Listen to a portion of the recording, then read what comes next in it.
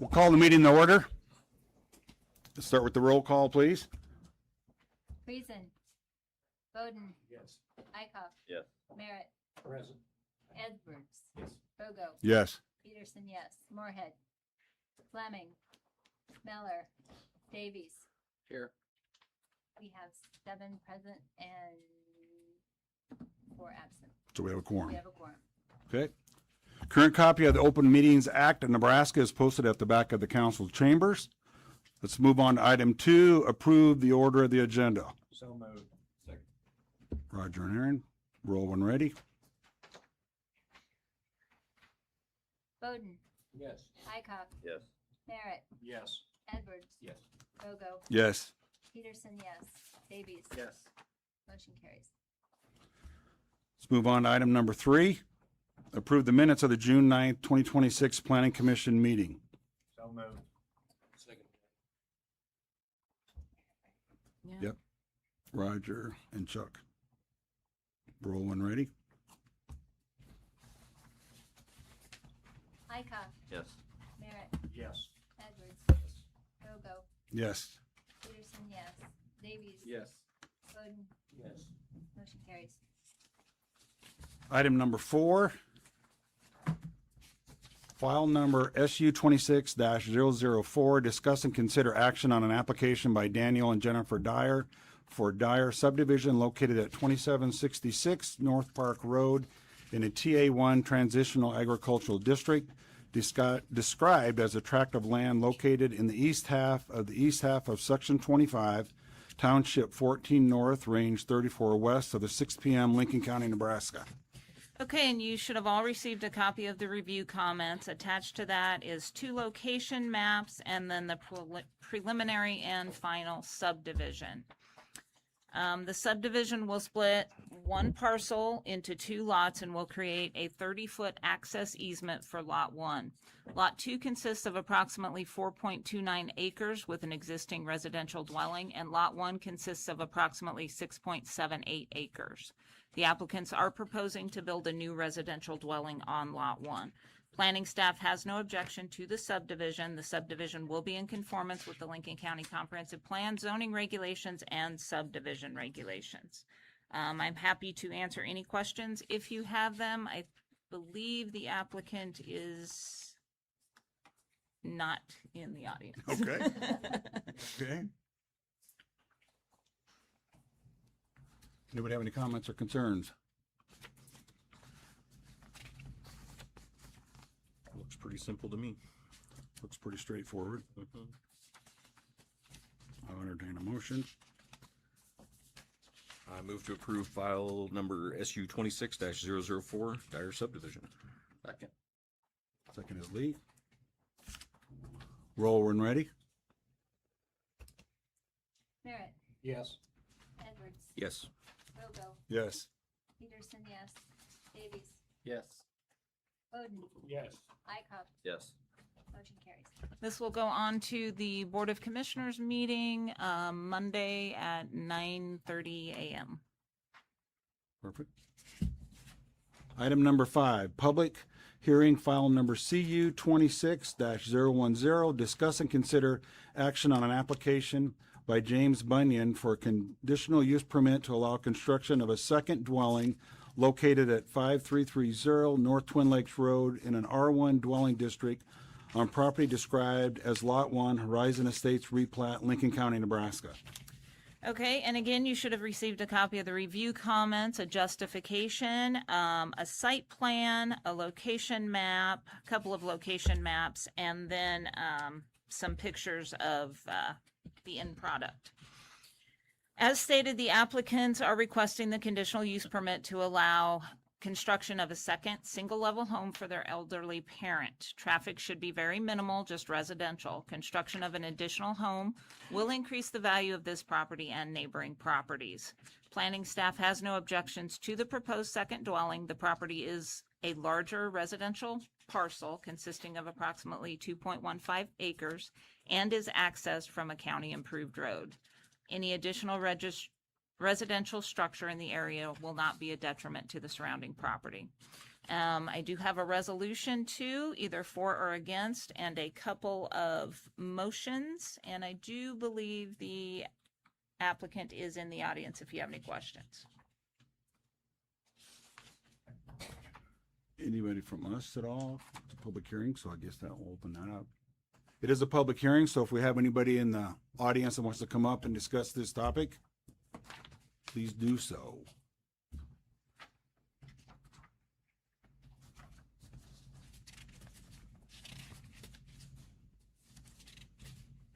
I think we're okay. Any other discussion? Anybody have anything you can think of? Looks pretty cut and dry. Yep. Well, we usually do. Exactly. I'll entertain a motion either way. Make a motion to approve the application.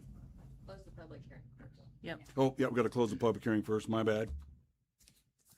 I'm gonna close the public hearing. Second. Roger and Lee, thank you guys, sorry, got ahead of myself.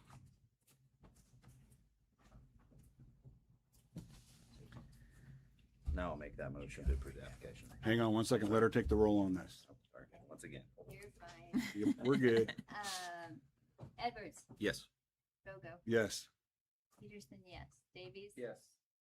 Bowden, Yes. Dykoff. Yep. Barrett, Yes. motion carries. You're up. Okay.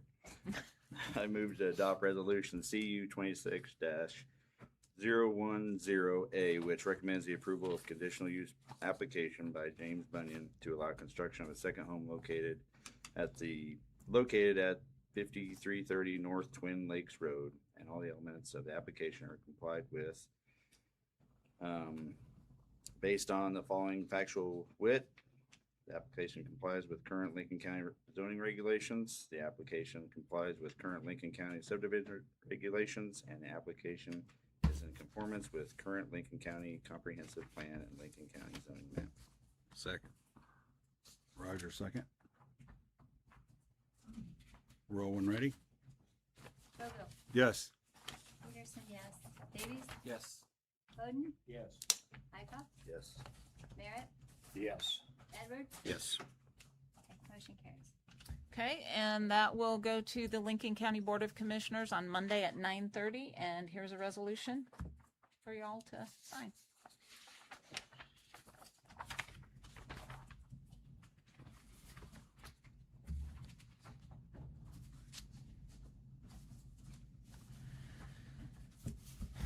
All right, let's go to item number 6. Public hearing, file number CU 26-011, discuss and consider action on an application by Alex Brown and Sons, LLC, Lexer and DLX Titan 2 LP, lessee for a conditional use permit to allow construction of a helium plant consisting of a 40-foot by 50-foot steel building to house helium extraction equipment located on North Birdwood Road in an A1 agricultural district on property described as part of the east half, west half of section 14, township 16 north, range 33 west of the 6 p.m. Lincoln County, Nebraska. Okay, and again, you should have all received a copy of the review comments. Attached to that is a justification and site location map. And then it looks like there's a couple of site plans. The last one is the actual site plan drawn by the applicant.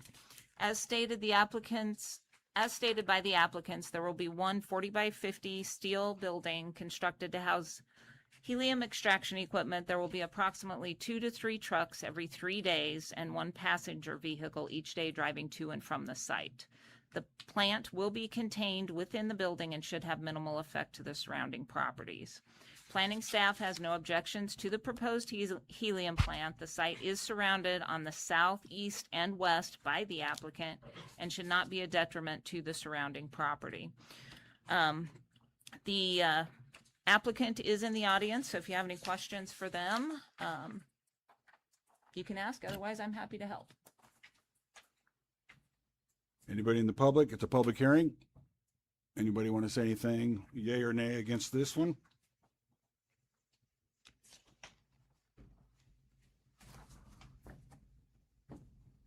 as far as that goes on the Helium side. Anybody have any questions for the applicant from our commission? Oh, excuse me. Go ahead, sir. Yeah, drop the sir stuff. I'm Joe Walgren.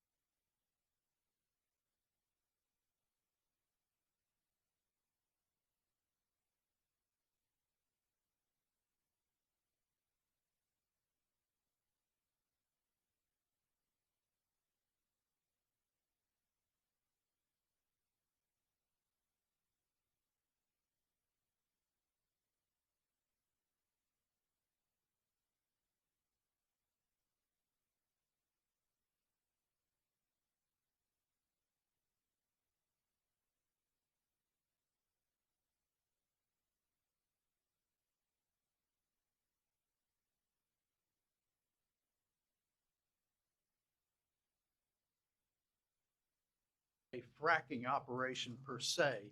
We do stimulate the wells with high pressure nitrogen, of which of course is non-contaminant. Now the gas that we produce is 93% nitrogen and 6% helium and a very small fraction of other minor, less than 1% of other minor gases. The purpose of the plant is the gas, the produced gas goes in one end of the plant at 6% helium and comes out at 98% helium as it loaded into trailers and hauled away. Helium itself is non-flammable. It does not react with anything else, and it's not a contaminant. The other gas, nitrogen, is very similar. Nitrogen makes up over 70% of the atmosphere. So it is not flammable. It's not, cannot contaminate anything. And when released into the atmosphere, it has no impact. So we are not producing anything that has any environmentally dangerous impact at all. And we're completing the wells consistent with all the regulations of the Nebraska Oil and Gas Conservation Commission. And I can tell you under oath, if you'd like, that there's no chance of contaminating the Ogallala Aquifer or any of the tributaries of Birdwood Creek. Okay. Thank you. Can I, is there any more details you'd like on Is this? there anybody from the audience that's, please come up. State your name and address and we'll ask the question. Eugenia Kennedy, Sutherland. I'm just wondering how, I think I've seen your equipment when I drove up there. Could be. How close is that to the creek then? Is that where the shed is gonna be? No, the shed is going to. Yeah, please. The shed will be on the east side of Birdwood Road. Okay, that's what I saw. On the other equipment. side. And then the creek's on the west. Creek's on the Yeah. west side. Thank you. It'll be not too far off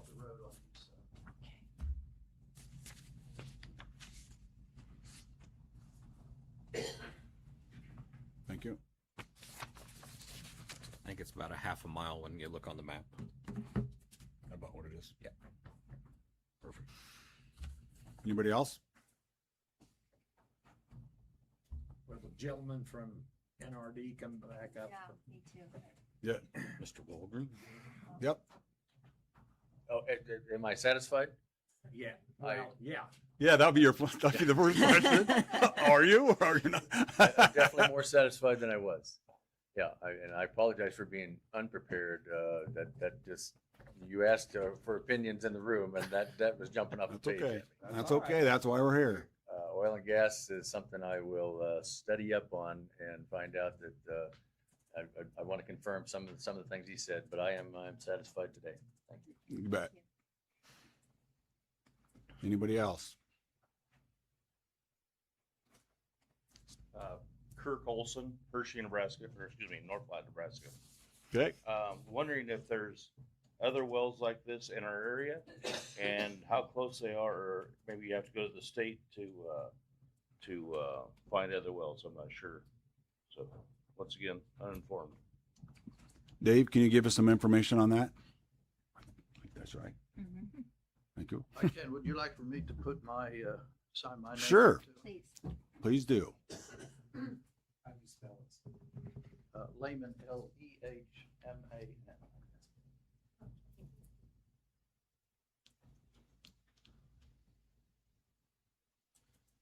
To my knowledge, there are no other wells like this in western Nebraska. There may be a few in eastern Nebraska. There are many, many wells like this in Kansas. Helium is a very common product of oil and gas production in Kansas, and there are numerous wells like this in Kansas.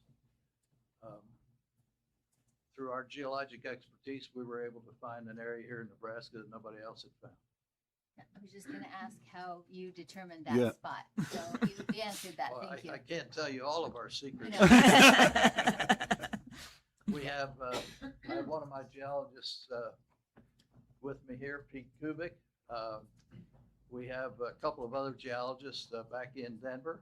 And the nature of geology is to look at old wells. And some of the ones we looked at were drilled 45 to 75 years ago, and to find clues that other people had found, had missed. Okay. Helium, I don't know if you know much about it, but it's becoming a very, very a sought after product because it's used in space travel. It's used in chip manufacturing. It's used in medical equipment. It is very good coolant. It's used to cool the magnets in MRI machines.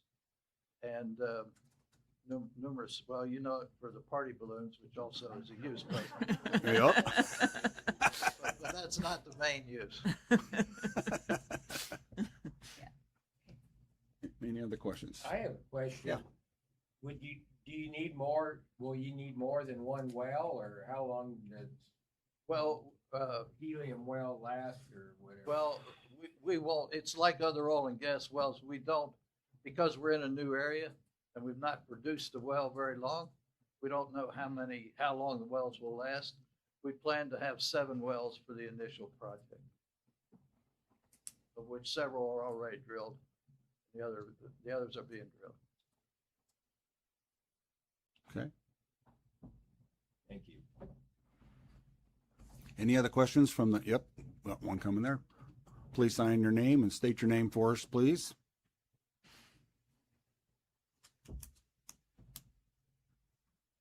Nancy Nelson, Sutherland. I guess a couple questions is what kind of regulations are there on helium drilling wells? And did neighbors that live on Birdwood have to be notified about this? And what that procedure is? Because there's some people that are from that area that are quite surprised tonight. Okay. Thank you. So the notification is just like every other notification for a conditional use permit application, which is what this is. We're required by law to publish a notice of public hearing in the Telegraph 10 days prior to the meeting. And then we are required to send notification to property owners that are within 300 feet of the project. So we followed the law to do that. As far as the regulations, oil and gas, Yeah. and then our conditional use regulations to make sure they're a fit for the area. I think that is an allowed use under a conditional use permit, if I remember going through all the. In an ag in an district. ag Yeah, it district. should be. Yeah, I with, think- I think it was actually one thing that we talked about when we did the comprehensive plan, wasn't Yep. it? Okay. Yeah, I apologize. Can you tell me how far beyond 300 feet these wells would horizontally travel? I know you're within the letter of the law to notify that far or adjacent landowner. Do your wells act like fracking wells and stretch out further? No, these wells are drilled as vertical wells. So it's just one well straight down 3,500 feet. It does not go out. Does that answer the question? I think so. Yeah, because you said you don't do fracking per se, but you do use something to stimulate production, correct? Nitrogen. Nitrogen. Yeah. Yeah. We're learning a lot We about are learning a helium. lot. I thought it was just the balloons too, Yeah. and the funny noises that come from the balloons. I'll look at party balloons very differently from now on. We can ask where the helium comes from. Come on up and state your. Oh, we got one. One more question. Please state your name and your address and sign Sure. that in. You're doing it. Beth Jeffries, Hidden Lake Subdivision, North Platte. Okay. So, question, has helium as a coolant ever been used in AI data centers, to your knowledge? I am not familiar with AI. Come on up, Dave. Thank you. I am not familiar with AI data centers and and how they cool them or what they use. You know, I know it's used in chip manufacturing, which is not the same as a data center. Thank you. Okay. Come on up. State your name and address and sign in. Felicia Patrick, Sutherland. Yes. Quick question. One, does the planning commission have regulations on how many wells can be drilled per acreage, per square feet, things like that? Or is this just like a random, okay, go ahead and drill 100 wells on 100 acres? Like, what kind of regulations do you have for impacting the ground? We don't And have. two, Okay. if I heard you right, you've already drilled wells, you said. That's great. So is the point of the meeting to get permission to drill wells when he says he's already had 7 wells drilled? I'm kind of questioning if Well, he when- drilled wells prior to this meeting, then what is the meeting, what is the ask permission? Okay. Okay. about? We'll address it. The drilling of the wells is regulated by the Nebraska Oil and Gas Conservation Commission under their oil and gas regulations.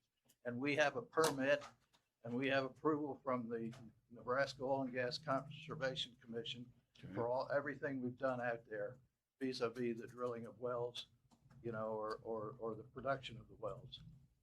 And so to mind, well, now I'm out of my league now, so I can. I'll tell you- take over from yeah, there. I can That's tell you- That's what we're here That's- for.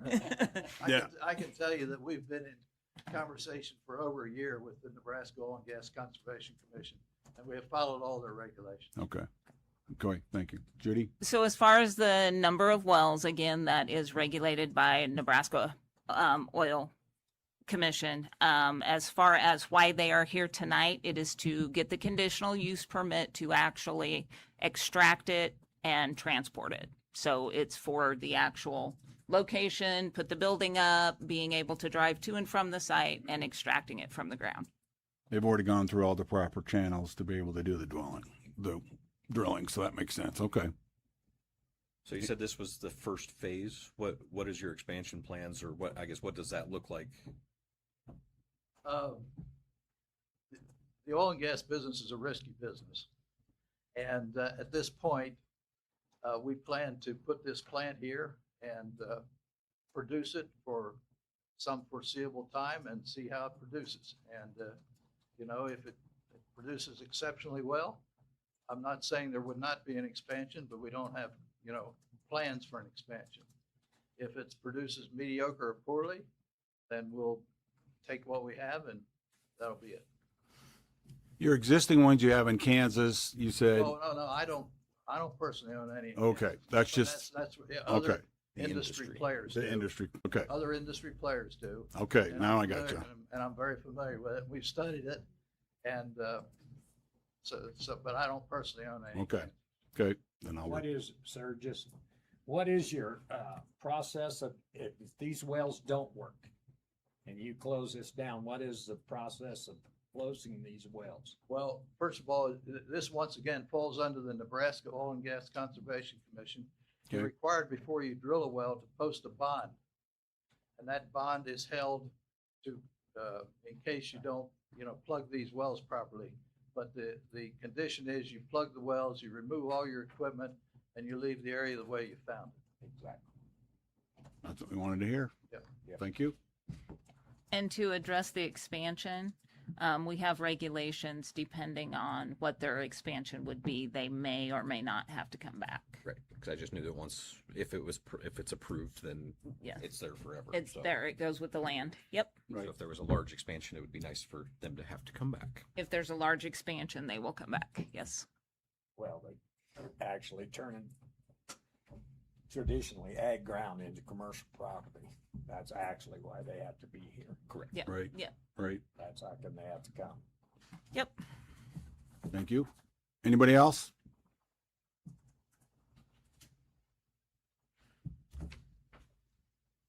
I entertain a motion to close the public hearing. Move to close the public hearing. Second. Aaron and Roger. Peterson, yes. Davies. Yes. Bowden, Yes. Ickoff, Yes. Merritt, Yes. Edwards. Yes. Rogo. Yes. Motion carries. Okay. Item number 7. No. Oh, You got to do the Still got motion. Sorry. on our side.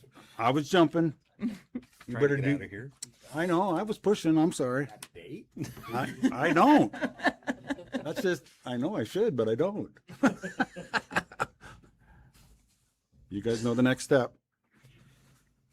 did Aaron do that one? What?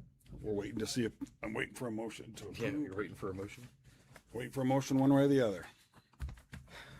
I move to adopt resolution CU 26-00011A, which recommends approval of the conditional use applicant by Alex Brown and Sons LLC, leaser and BLX Titan 2LP lease to allow construction of a helium plant consisting of a 40-foot by 50-foot steel building to house helium extraction equipment located on North Birdwood Road, and all elements of the application are complied with based on the following conditions. The applicant complies with current Lincoln County zoning regulations. The applicant complies with current Lincoln County subdivision regulations. The applicant is in conformance with the current Lincoln County comprehensive plan and the Lincoln County zoning map. And that's the last one I'm gonna read because I can't see now. Second. Aaron with a second. Okay.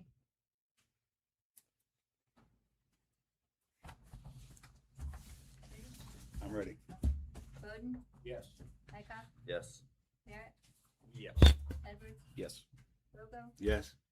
Peterson, yes. Davies, Yes. motion carries. Okay, and again, I have a resolution for you to sign, and if you can pass it back when you're done, because Mr. Davies will need to sign them. And this will be on the county planning or the county commissioner, Board of Commissioners agenda on Monday at 9:30 in the morning. Thank you for bringing a new business into our county. Yes, thank you. Exciting. Learned a lot just in a little bit of time. Awesome. You don't have to stay if you don't want to.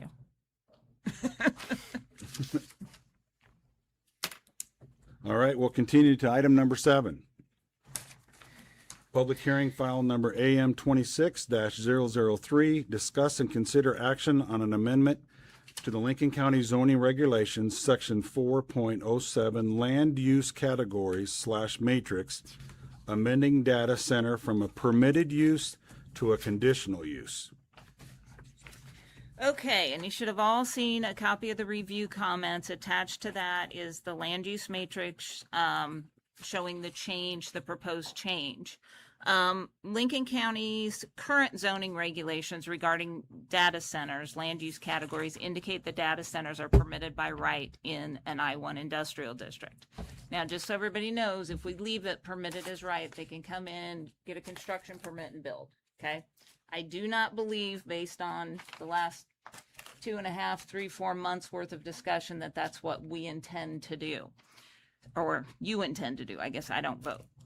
Since adoption of those regulations, things have changed, and the best course of action is to change this use from permitted to conditional. That way, if an application were to be submitted prior to the county adopting updated data center regulations, the county would be able to hear the application as a conditional use, allowing conditions to be added to the application at the time of the public hearing. Planning staff recommends, and I'm going to put strongly recommends, amending the land use category for data centers requiring conditional use applications for any data center application while we are updating the regulations.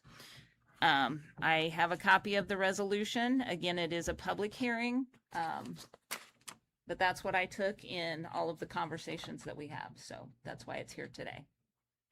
So that's what we're discussing for that public hearing. I think you guys understand hearing it again, but we're moving it to a conditional use permit, which means we have more control of it here. And then we send it on to the commissioners, okay? It's not just, like she said, if it was the other way, we would be tied. Yep. This way, it has to come here first, people, before it goes anywhere, okay? And they have to follow all the regs that we've put in place. Are they perfect? No, they are not. Do we have more to learn? Yes, we do. But this is the first step into stepping back and going, okay, you can't just come in here and force your way in. All right? Just so everybody understands that, that's what we're talking about. So I'm going to open the floor. If there's anybody in the audience that wants to come up and make comments, we will listen. About the read. About the land use. Just about this permit or the land use, conditional use. So you say you're permitted. Richard Bowker, I'm from North Platte, Nebraska. Okay, thank you.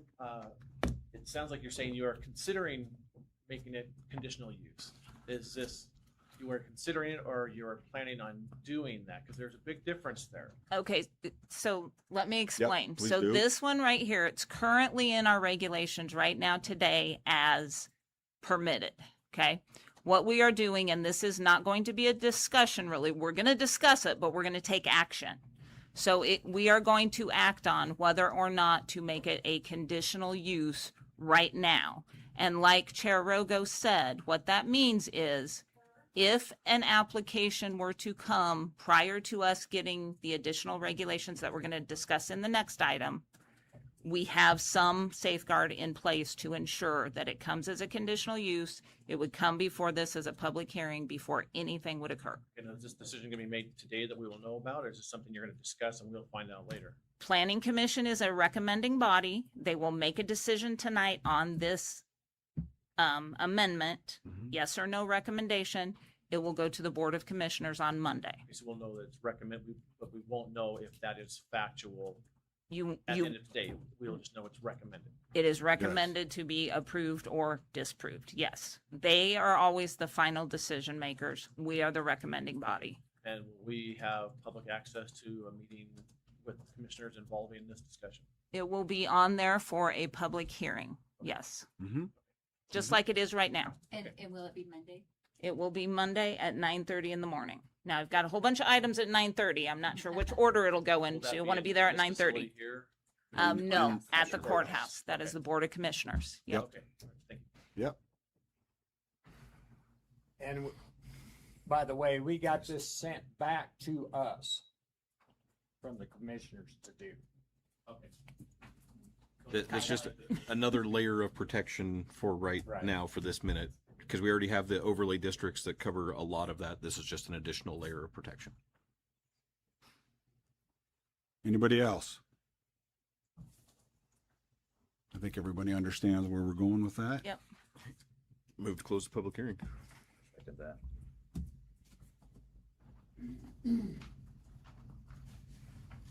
Aaron and Zach, Yep.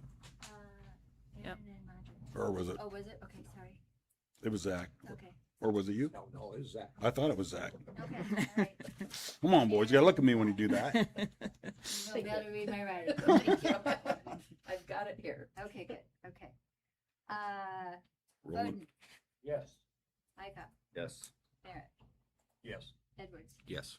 Rogo, Yes. Peterson, yes, Davies. Yes. Okay, motion to close public hearing passes. Okay, so we're closed. We know the next step. We're gonna have some discussion. We can have We can have discussion. discussion. That can be one of the next steps.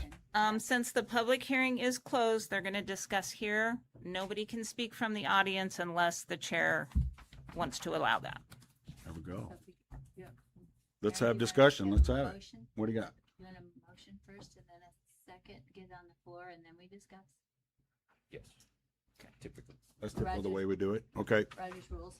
I move to adopt resolution AM 26-003A, which recommends approval of the amendment to the Lincoln County zoning regulations, section 4.07, land use categories matrix, amending data centers from permitted use to a conditional use in the I-1 industrial district.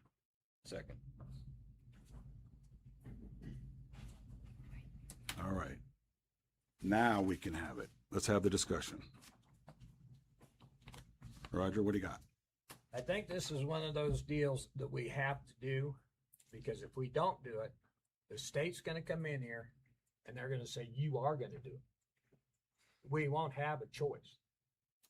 So our choices is to do what we have come up with and have proposed here to our best knowledge of what we're doing and what we can do. Because if we don't do that and they come in here, it's like 3 or 4 months ago, they give us a 30-day deal on any and all of this. You do it or we're just going to take it over. So we either do something here or they're going to come tell us. There's things in here that will help this county tremendously. And if you let the state come in here and do it, they'll take it and it won't help us a bit. And this particular one takes all the pressure off of Judy, because right now, if they were to come in with this permit, as long as they check all of the boxes, Judy has to approve it. Like, there's no discussion, no nothing. So that takes that ability away from any potential developer, that it has to come here and then to the commissioners. If we don't change it to conditional. If we don't change it to conditional. Yes. And so that just add one additional layer of protection from. Which needs to happen. That's just common sense. It gives the public another chance to come in and go, talk about these projects. Yeah. So, Agreed. Any other discussion? Call the roll. Ika, Yes. Barrett, Yes. Edwards, yes. Rogo, Yes. Peterson, yes, Davies. Yes. Bowden, Yes. motion carries. Okay.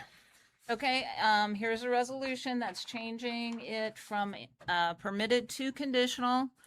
Please sign it, and again, it will be on the County Board of Commissioners meeting on Monday at 9:30 a.m. at the courthouse. Yeah, at the courthouse. Just so y'all knew, we do these here because there's so many of us. It's just a lot easier because we have a bigger table And more seating. and more seating. So what we're going to do on item 8 and item 9 is, item 8 is discussion of possible future amendments to the Lincoln County zoning regulations, which is the section 822 data centers. And then we have the public comment period as item number 9. What we want to do is we want to hear from you people. We want your concerns, and then we'll absorb that in, and then we'll discuss it. Okay, so we want to, I shouldn't say I do, but we want to. Yeah, I guess I am starting. Watch out. I want to hear from you people. And we're going to limit you to 3 minutes, which is par for the course, but we want to hear your concerns. That's why we're here. We are the commission that you can voice your concerns with. And we want to hear that first before we go on to the next step of trying to come up with the right regulations. So the floor is open. Yes, sir. Please state your name again. My name is Rick Buffer, North Platte, Nebraska. I just did a real quick search last night, and just a few things that came up. There's over 500 planned use facilities, data centers that they have planned to come in here, and of that, the largest part, 74%, are being built in rural, drought-ridden areas, which is our biggest concern here. One of our biggest concerns, there's a few I just also learned about watching a video last night by Aaron Brockovich. On top of the water and drought issues, there's also noise, 80 decibels at 1,000 yards, 24/7, affects people, adds a lot of stress, affects animals. There's a claim, she didn't say whether it was verified or not, that there were a lot of cattle in that area, in one area around one, that were not having any live births. That's a big thing in this area too as well. Another thing they were talking about was the power grid. Do we have the power accessible to run this without affecting the city? Also, she was showing bills in this video from other areas. One lady, her utility bill was for electricity was running roughly $75 to $100 a month, went up to over $400 a month. Her water bill was running $50 a month and went up to over $300 a month. So other than just the water concern, and plus people were having lots of brownouts, they were having water contamination. In Cheyenne, Wyoming, near one of these data centers, they had a bacteria found in there that causes a lot of problems, especially with people that have compromised immune systems, and that bacteria is known to be antibiotic resistant. They had to shut down 2 sewer treatment plants or wastewater treatment plants to clean them to try to prevent it from getting back in the aquifer. So these are on top of just water usage, which is what I was thinking about when we first got into this thing over the last couple of days, and I just started doing research. Is there's a lot more broader picture than just water usage. There is power. Is it going to support the grid? Is it going to draw from us? Is it going to shoot our power up through the roof? A lot of us, at least me, I'm on a very fixed income. I barely make it from paycheck to paycheck. A huge spike like that will make me, I'll lose my house. I'll have to move out of the city. I'll have to go somewhere else that's cheaper to run. I don't want to do that. I came here to die here. Basically, and I don't plan on doing that for an awfully long time. So on top of just the water usage, please consider output, what chemicals output, what we're going to be worrying about for contamination, worrying about, and there was also, the brownout periods, is there enough infrastructure to prevent that, and the cost to the public. If they're bringing these things in and we're going to be stuck no matter what, somehow getting in and we can do regulations, that cost has got to get offset by these centers coming 10 in. seconds. We can't afford that. Okay. Thank In you. my limited amount of time of research and the limited time we get to speak, that's all I've got for now. Thank you.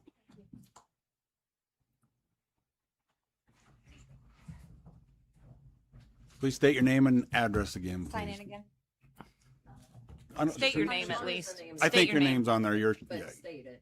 Okay, Nancy Nelson, Sutherland. Thank you. If I don't get through all this, can I email you the stuff that I've went through? Okay, so real quick, thank you. Thank you guys very much for your hard work. Thank you, thank you, thank you. But I do have some concerns, sorry. So there is now something better than a closed loop system. And so I think instead of stopping at the closed loop, I think we should go with that better. Where the direct to chip liquid cooling and immersion cooling. That's what I think should be in there. We need to go as tough as we can. Also, what's going to happen when they have to isolate a loop and drain it? Where's that water going? I did not see that in the concerns. I didn't see, I guess I would be a lot tougher. Where are the livestock? What are they gonna do if we don't have pregnant cows or if the cows left their calves? What are we doing for the farmers? What are we doing for if we lose our pheasants and our wildlife? What are they gonna do if they do go over in electricity? And now we're telling farmers, sorry, are they gonna shut down or just the farmers gonna shut down? What about vibration? We talked about the noise, but then it's also in the ground. What is that doing to animals, crops? I've heard some places where some of the plants aren't growing.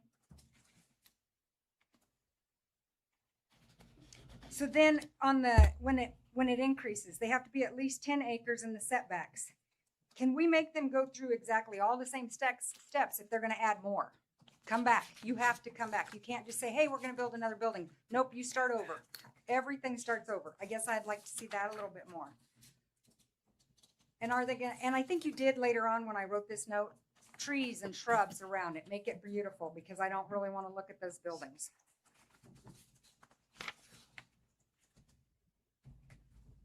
And so I talked about that. Then when they bring in their own electricity, don't let them come in, diesel things come in on trailers. They have to be permanent so that we have to, because they don't have to, they have to be permanent. You can't bring in a diesel motor on a trailer. And then I don't like that you guys have solar in there. Really, I'm going to look at a data center out there, and now you want me to look at a great big solar farm too? So that thing really upset me. Put it on top of their buildings. Put the solar on top of their buildings. Then when you're going back, if they leave, if for some reason 10 years from now they're like, oh, we're done, we found something better to do, that land needs to go back to exactly the way it was. And the water rights should go back with that land. 15 What are you seconds. going to do with the land? Okay, 15 seconds. Oh, so these companies are making lots of money, millions and millions and millions of dollars. I have not found any of my research that it has reduced our property taxes. In our community Time. benefit program, put how That's much time. money you're going to give to every school in Lincoln County. Thank you. Sorry, I got a lot more. Nope, you're good. Thank you. You did well. You did well. You started the list. I figured I'll finish it, or at least. Please add state your more. name and address when we get started and Sure. sign in there for us. I'm Becky Pizzillo. I live at 3411 South Bear here in North Platte. I just wanted to say these are really thorough regulations. You guys have obviously spent a lot of time researching and putting stuff together. I have a background in data centers. I think you should add EMF requirements, electromagnetic frequencies. You should add heat requirements because they can generate a ton of heat and they tend to push them into the ground, which heats up the ground and causes other issues. And then, sorry, I made notes. I got to read my own writing. Typically, emergency generators for data centers run 24/7. These are not typical generators where they switch on when you lose your power like we would do at home. They run all the time because they cannot suffer a single piece of equipment to go down. So they will have a subset running. Make sure you have in here generator testing times. Make sure you add requirements for, think about what, if they're running all the time, what kind of requirements you would put on them. Other than that, I think you've done a pretty good job. And I am against a data center here in North Platte or in Lincoln County, just in case it wasn't obvious. Thank you. Yeah, hang on one Ma'am? second. Ma'am, We'd can like to I ask you a question. I'm sorry, I wasn't sure if we could interact during the public hearing. Yep, we're going to. Okay. It's not really a public hearing. It's not, it's a discussion. It's a Oh, and I discussion. need to sign in Okay, anyway. no, it's, oh, yeah. We'll do a So little bit. you talked about heat into the ground. So one thing that I have been hearing is about if the water going into the ground or the heat going into the ground would heat up the aquifer even a degree that would allow for additional bacteria growth within the aquifer. Is that like rumor? Is that something you can speak to or you know of? It depends on the depth of aquifer. I don't know a tremendous amount about that. I just know if you are in a data center, I mean, the whole purpose is you're cooling the equipment. And so you are generating, you're taking all that heat and you're putting it either in the water or the glycol or whatever you're using. And so it's heating up. So there are radiators usually around the building that's radiating that heat out. And there are radiators usually under the building, so it's radiating the ground. I don't know how far it goes down. I don't think anybody's ever really measured that. Okay, thank you. That Thank you. helps. Thank you. I think the NRG covers that part. They can't drill a well into the aquifer. Am I right, Joe? Well, it has to be a closed loop, that they're using a glycol system, but they're definitely gonna create a heat sink. That they can't dump it back in the aquifers. Right. There you go. But it could heat up the ground that would get to the aquifer. It will. Okay, okay, all right, thank you, that was my Thank question. you. Does anybody? Appreciate your help. Thank you. Because when I was reading, it's like Grace 6 Corbin, I live here in North Platte. Degree. I have just a really quick thing. You know, I am absolutely sick of being surveilled every day, every moment of my life. And yet corporations can have non-disclosure agreements and never tell us what they're doing. So I would like to see something in the regulations requiring that they be transparent and not have non-disclosure agreements signed. Thank you.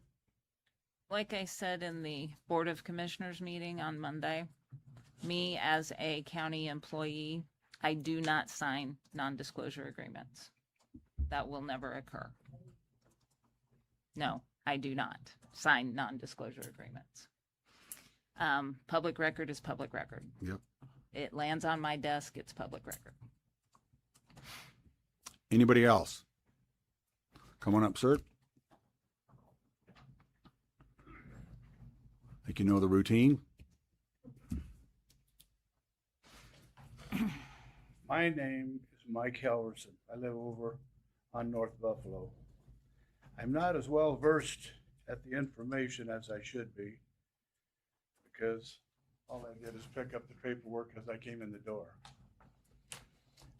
And this gentleman, a couple of the ladies, all I'm really going to do is repeat what they said and put it in little simpler forms.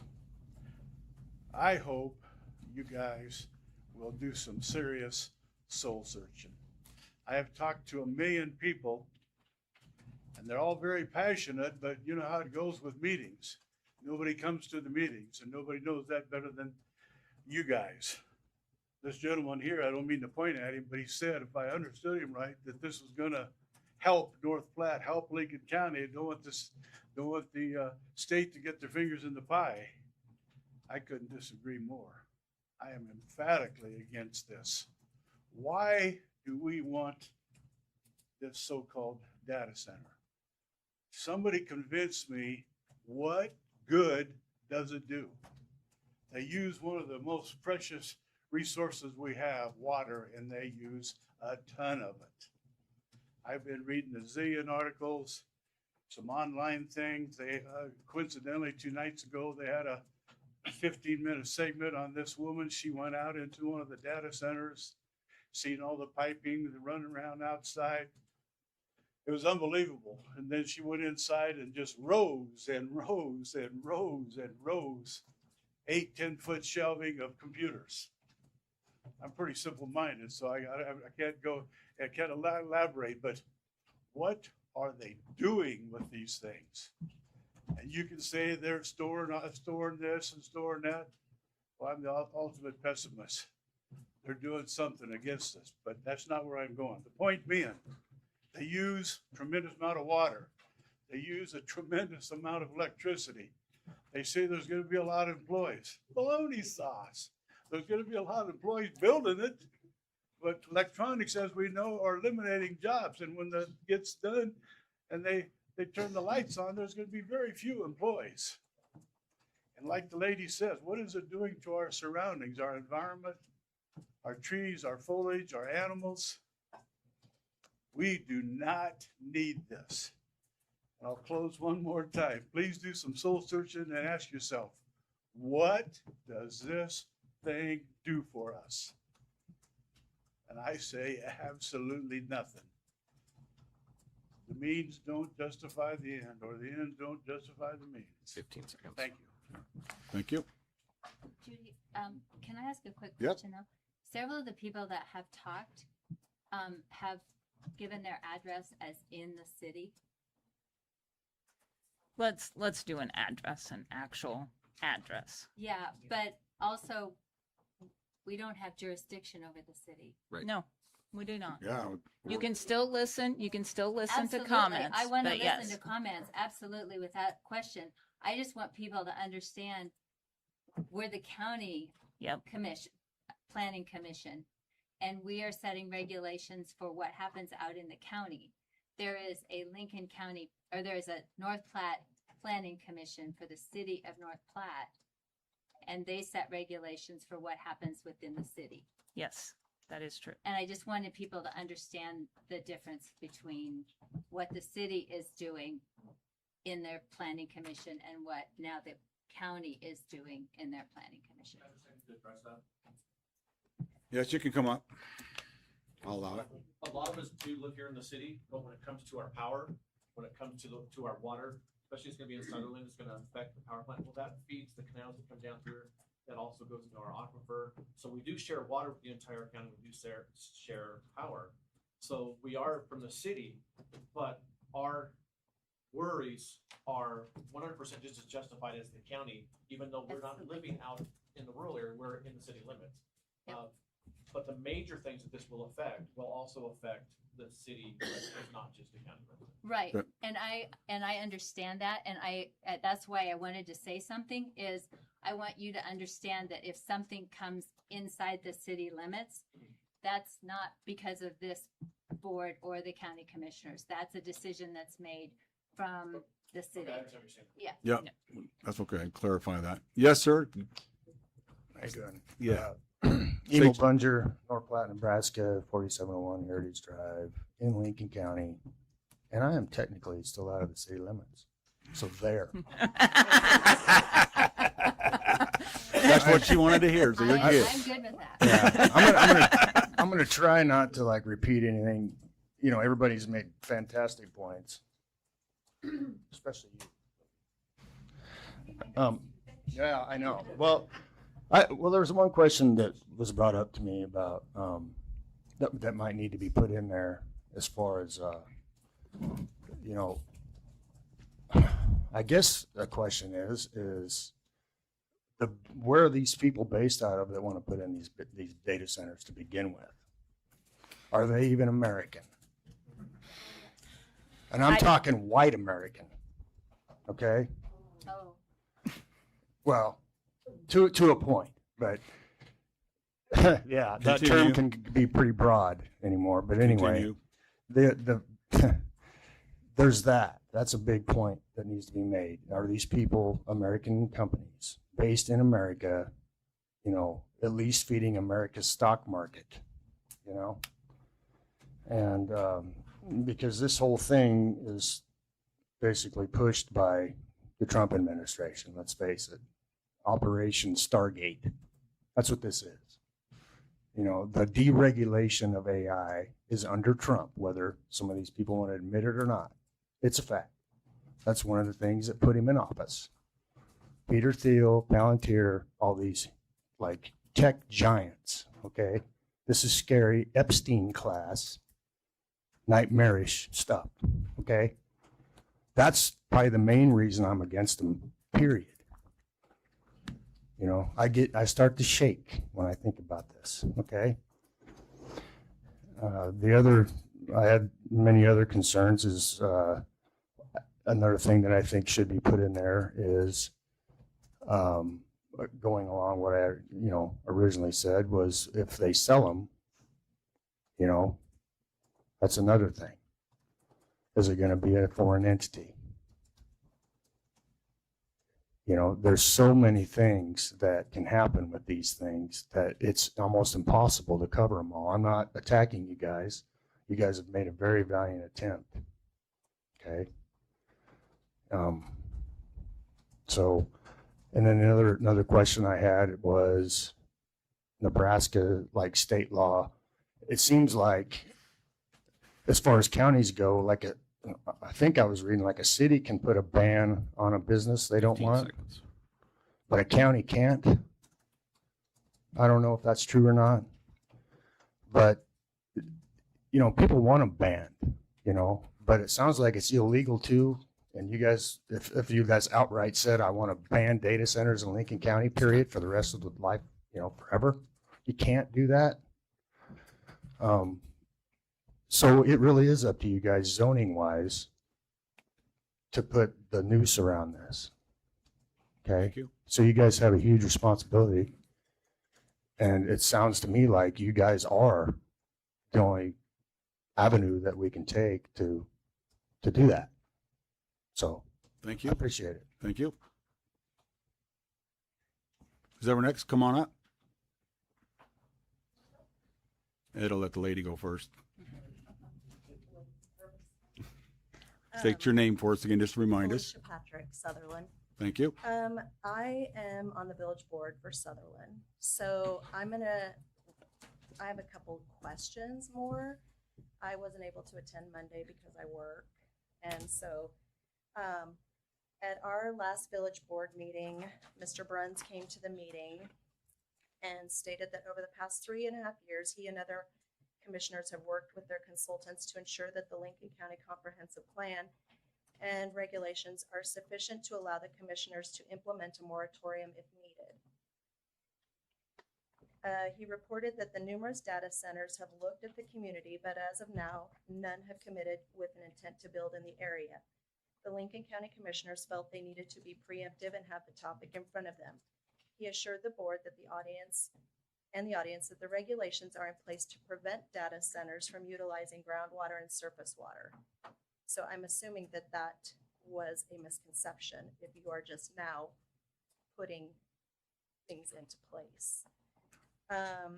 He also said that the state statute allows the county to require data centers to generate 100% of their own electrical needs to avoid draining the power grid in our area.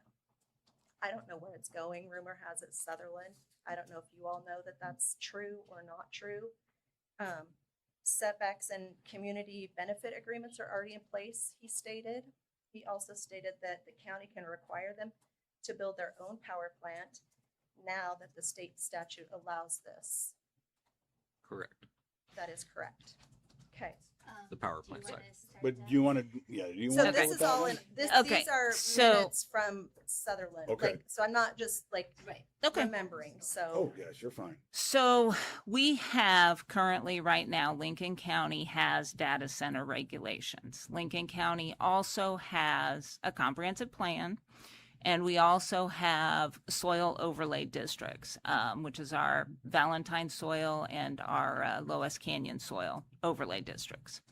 Almost all of Lincoln County is in one or the other of those soil overlay districts. Those soil overlay districts address a lot of environmental issues. If you read through that, I think it starts about page 120 or something in the zoning regulations. So depending on if a data center came, and I will tell you right now, no one knows a location. There is no data center application on the table. So now if there are people asking about them, wanting to locate, looking, there is no data center on the table at the present moment. I could not tell you where they are looking, who, if they've bought property, if they haven't bought property. I can't tell you that because I have no idea. So all we're doing here is trying to get regulations in case an application does come forward.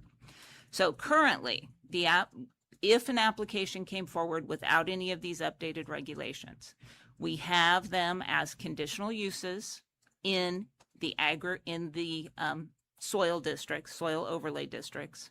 There would be a very, very minute chance that they would locate anywhere besides one of those soil overlay districts. So it would have to come in front of this board. This board and the Board of Commissioners would have the opportunity at that time as a public hearing to add any additional conditions on that.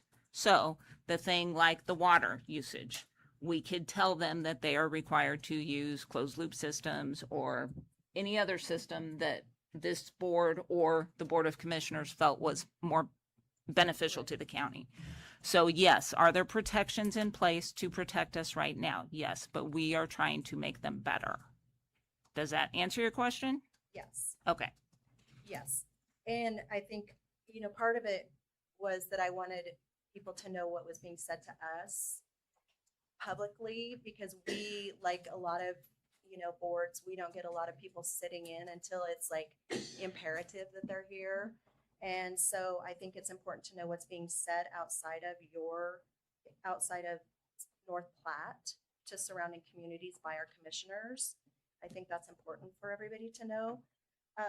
So I think like you guys have a huge job. Like this is beyond huge. And I appreciate everything you're doing. And I would probably reiterate what everyone else is saying, the fact that what I've seen being on the board and our planning commission is sometimes we don't make it hard enough.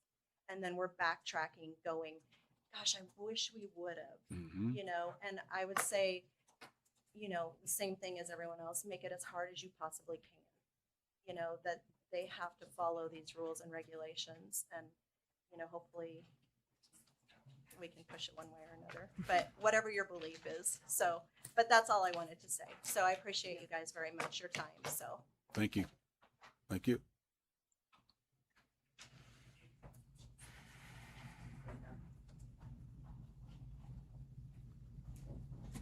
Ed Reeker here in town, Give me your address, Ed. 916 North Emory Avenue.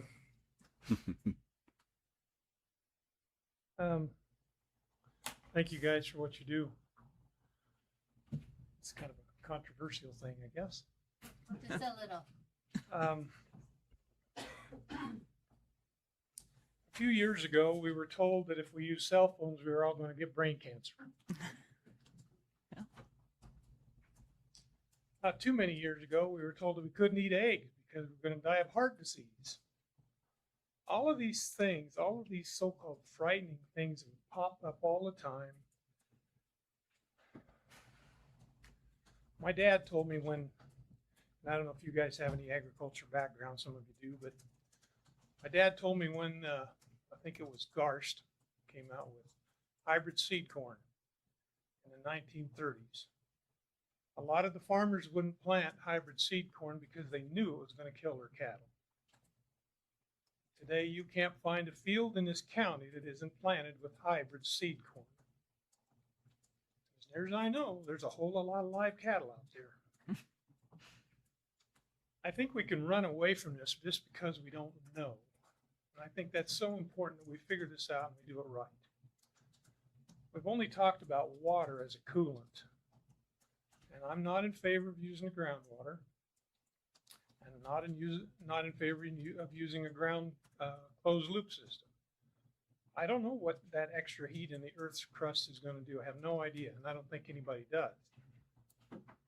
But there's other ways to cool these systems. They can use a hybrid system where they use a radiator like we have in our automobiles. If they need to take the temperature down a little more, they can use a refrigeration system. There's ways of cooling it. As far as the vibrations, I don't know anything about that. But it concerns me that we make decisions out of fear. We're Americans. We've made a lot of messes in our history, but we always clean them up. One of the reasons that we have the advantage that we have in the world is because we've been willing to take risks and chances, and we're successful. I don't know what all this data transmission is going to be for. I have no idea. I can barely figure out how to turn a smartphone or a cell phone on, and I don't have a smartphone. So, but I think that we need to make regulations that are common sense, that these industries, and every industry for that matter, can work within.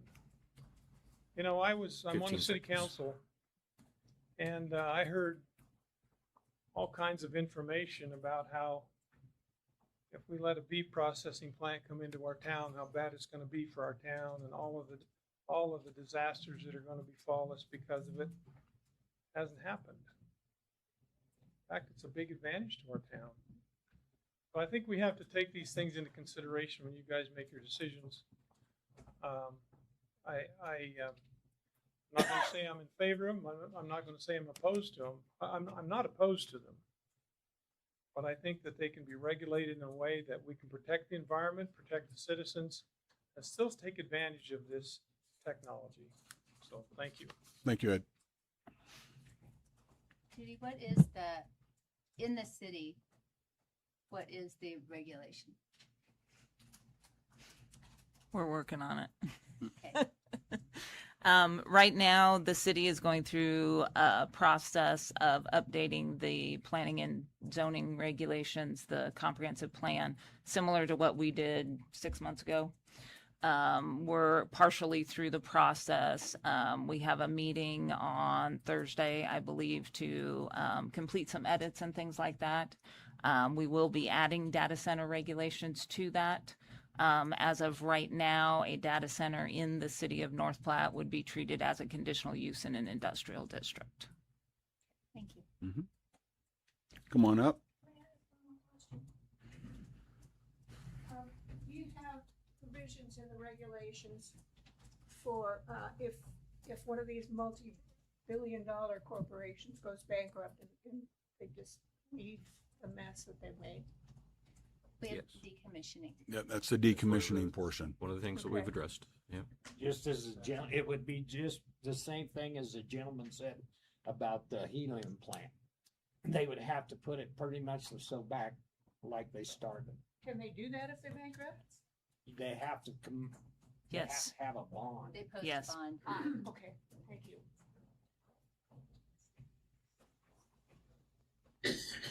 Anybody else? Beth DeFries, 3006 South Hidden Lakes Road. Earlier, Judy Clark had said that we don't want to pigeonhole ourselves, but I think that we must have specific consequences for noncompliance.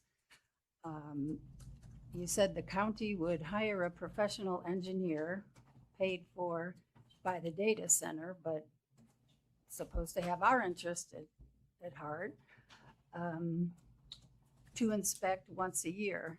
I don't think that's acceptable. I think once a month would be more acceptable. Something could fester for 11 months before it's brought to light. I would also like to see strict consequences for noncompliance. First offense, a huge dollar amount fine. Second time, they would have to shut down.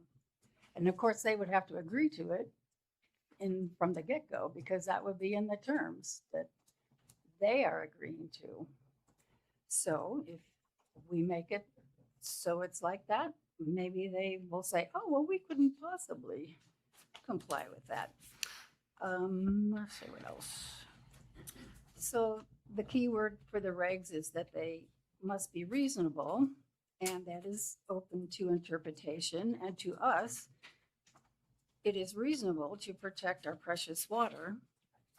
So maybe we'll be stuck with this albatross, and we might be anyway if the bubble bursts or they find a cheaper way other than these big facilities. So strict restrictions may keep them out to begin with. Hopefully your comprehensive plan, which I haven't seen, will not pigeonhole you to anything like that. Thank you. Anybody else?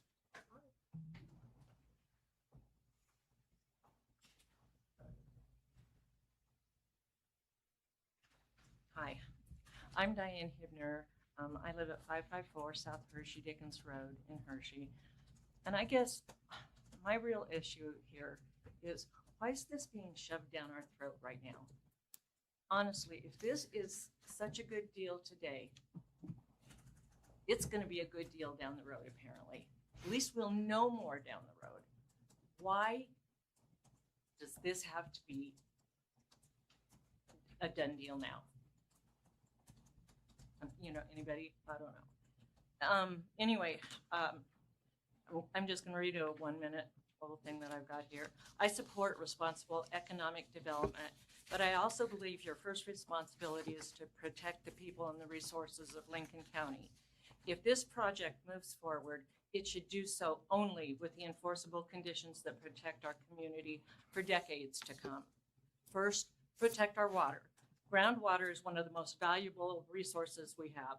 The developer should be subject to a legally binding maximum annual water allocation based on a sustainable yield determined by independent experts, not simply on what they request. During drought conditions or when aquifer levels fall below established thresholds, water use should be automatically reduced. Reclaimed or recycled water should be required whenever it's technically feasible. Second, to protect our electric infrastructure. Before any approval, the utility should demonstrate that there is sufficient generating and transmission capacity, not only for the project, but also for the existing residents, the farms, the businesses, and future growth in Lincoln County. This development should not consume capacity that our community may need in the future. Any substations, transmission lines, or other infrastructure required to serve this project should be paid for entirely by the developer, not by taxpayers or local ratepayers. Third, protect our quality of life. Establish enforceable limits on nighttime noise, require dark sky compliant lighting, and require landscaping and setbacks that minimize impacts on the nearby homes. Fourth, protect public safety. The developer should fund any specialized equipment, training, and emergency planning of our fire departments and first responders need for large battery systems, backup generators, or other unique hazards. Local taxpayers should not bear those costs. Finally, the approval should apply only to the project being proposed today. Any future expansion, whether it involves additional buildings, increased electrical demand, increased water use, or 15 expanded seconds. battery capacity, should require a new public review and approval process. Economic development can be a positive thing, but it must never come at the expense of our groundwater, our electric future, our public safety, or our taxpayers. Please require these protections as legally enforceable conditions of approval, not voluntary commitments or good faith promises. Thank you. Thank you.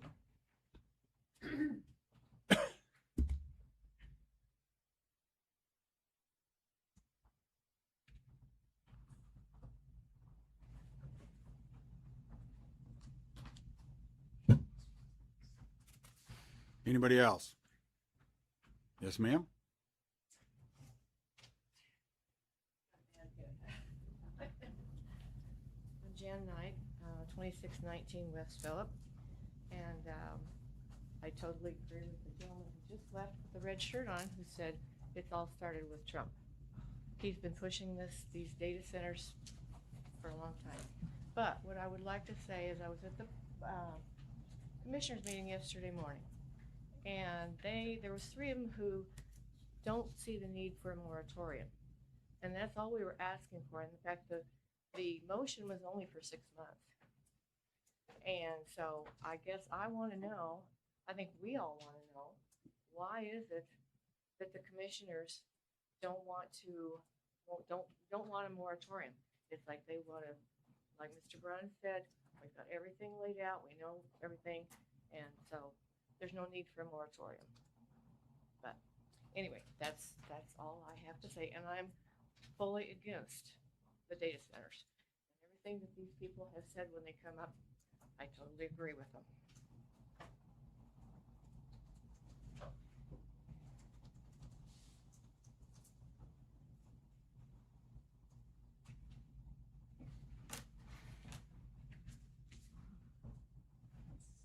Anybody else? Yes, sir. Howdy. Martin Mora, North Platte, Lincoln County.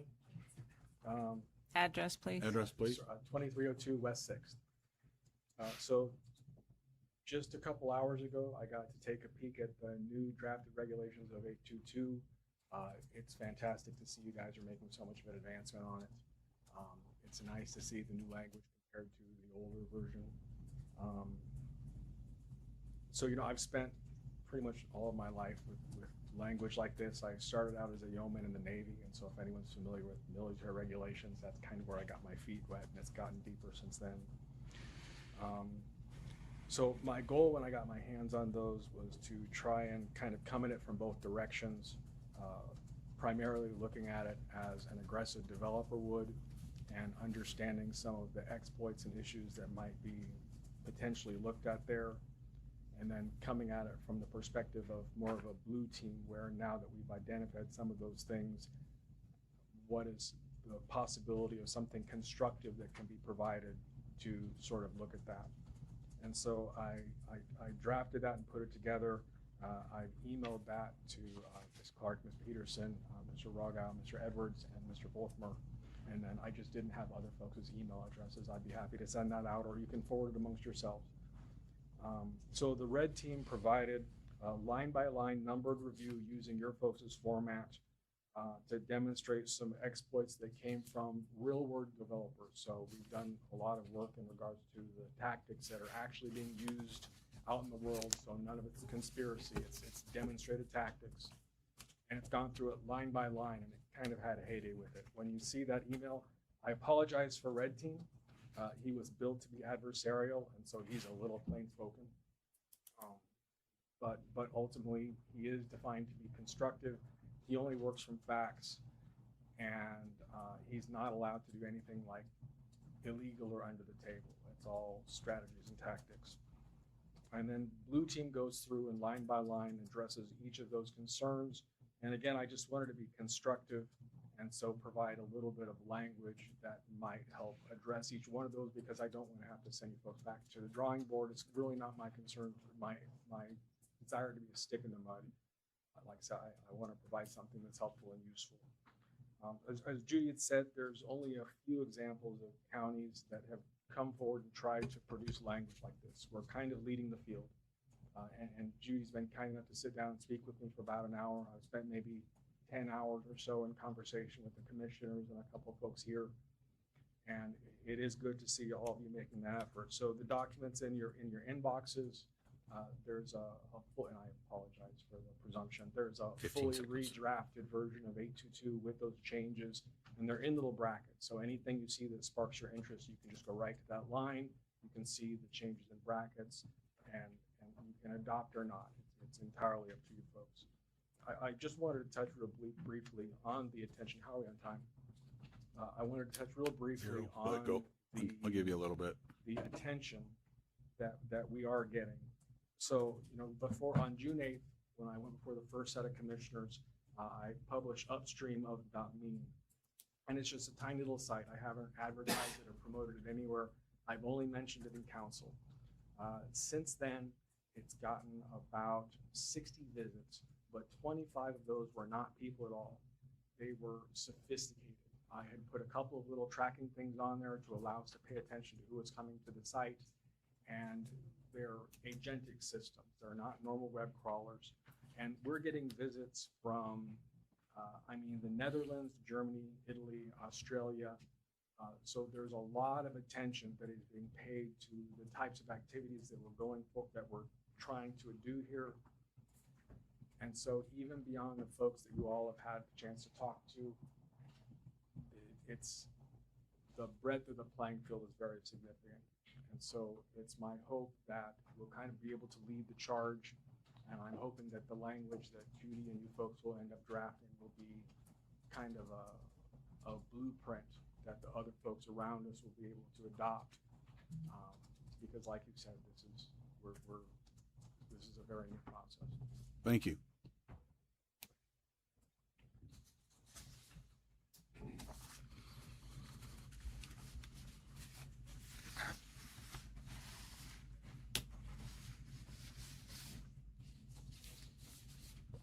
Anybody else?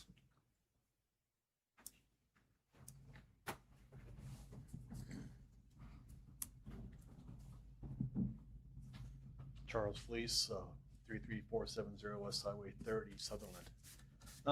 I was at the commissioners meeting Monday, and Judy, I appreciate you being there. You're very informative, very intelligent on this.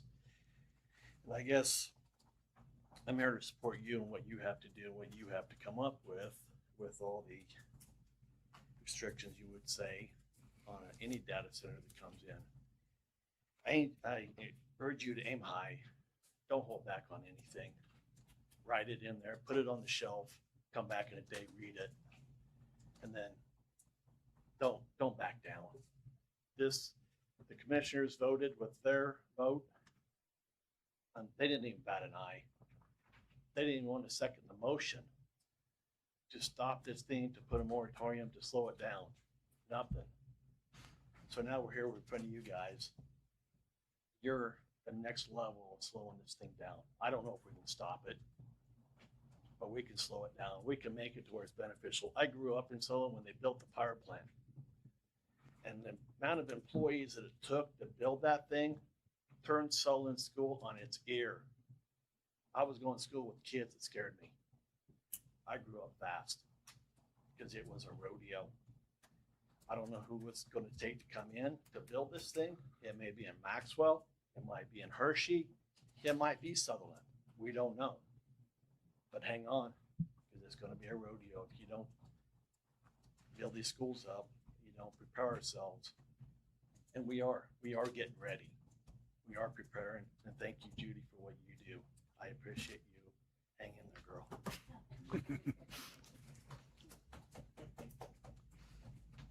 It's a group effort. Yes, it is.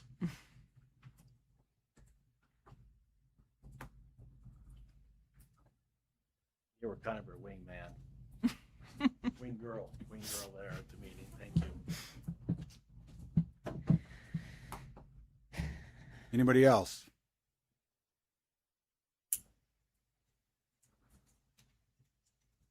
Okay, so Do it. to make this easy for us, what I planned on doing, or easier for us. This is a draft version. We did lay some out in the back of the room for people to pick up. If you didn't get a copy, you want a copy, I'll get you a copy after the meeting. These are draft, 100% draft. That's why it says draft all over it. So tonight is not the deciding factor. Tonight is to go through this, see what we have is what we think is good. See if things from the audience or things that we've researched on our own. Just give everybody a little background of how we did this. Judy Clark did not sit down and write these all by herself. It was a group effort, very large group effort. Two individuals from my office, Michelle and Kevin, helped with a lot of the drafting of it. We had a committee of 3 planning commissioners and 2 Board of Commissioners and the attorney. We did a lot of research, a lot of looking around. We spoke with experts, NPPD, OPPD, Dawson, Twin Plat NRD, Extension, UNL. There were tons of people that we spoke with trying to get information to come up with data centers. This was one of the most difficult regulations. I've written regulations a lot, but typically I will find a county that has a regulation. I'll take it and massage it to work for Lincoln County. We had no starting point. I reached out to every county across the state, and they were either in the process of, they were starting to look at it or something. We had no draft regulation that we could run from. So it made it very, very difficult.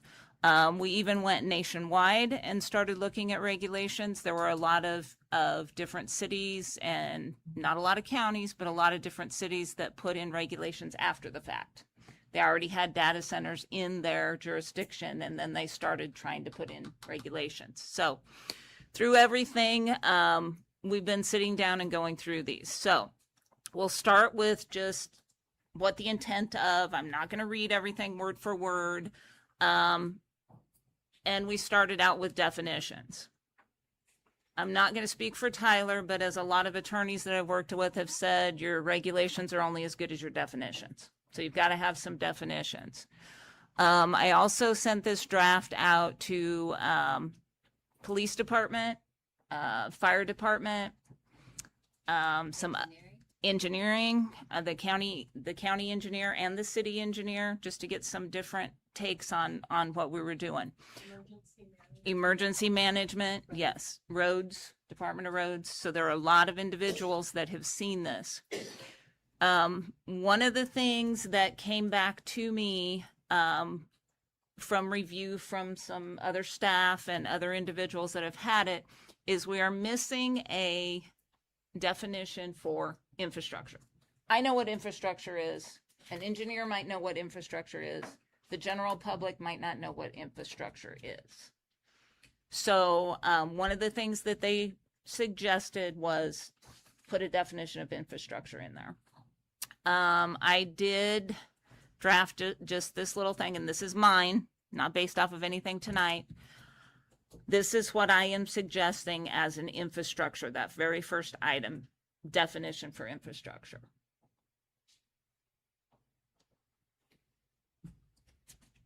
So I'm just getting your opinion as a board. Do you think that covers all of it? Are we okay with et cetera?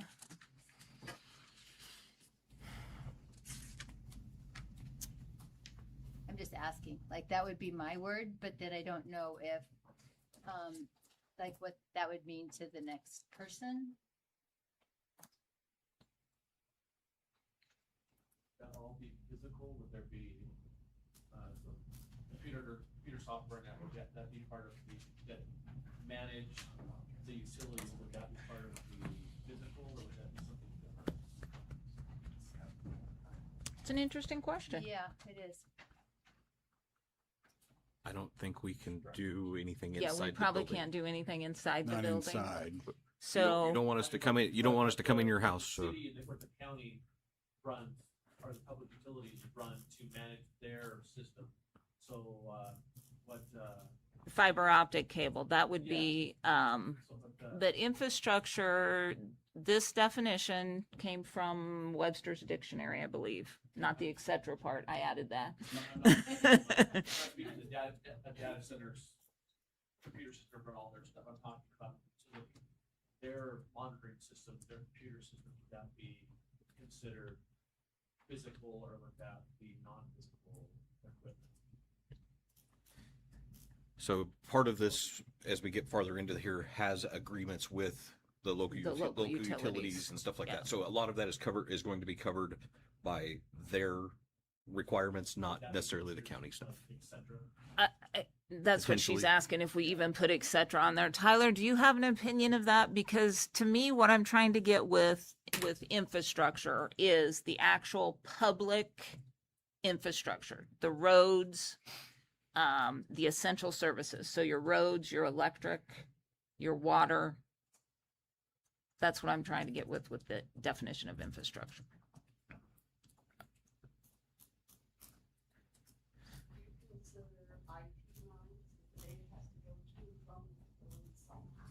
But that's That infrastructure or not?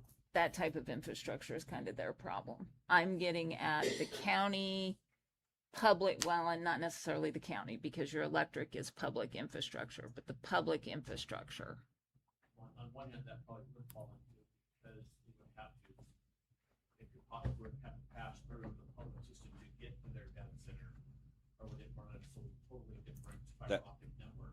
I guess on the electric side, that's covered by state law, some of that, and some of the statutes. I think it's a matter of, And I think a lot of your fiber is covered under that too. And we can hone this infrastructure Yeah. definition.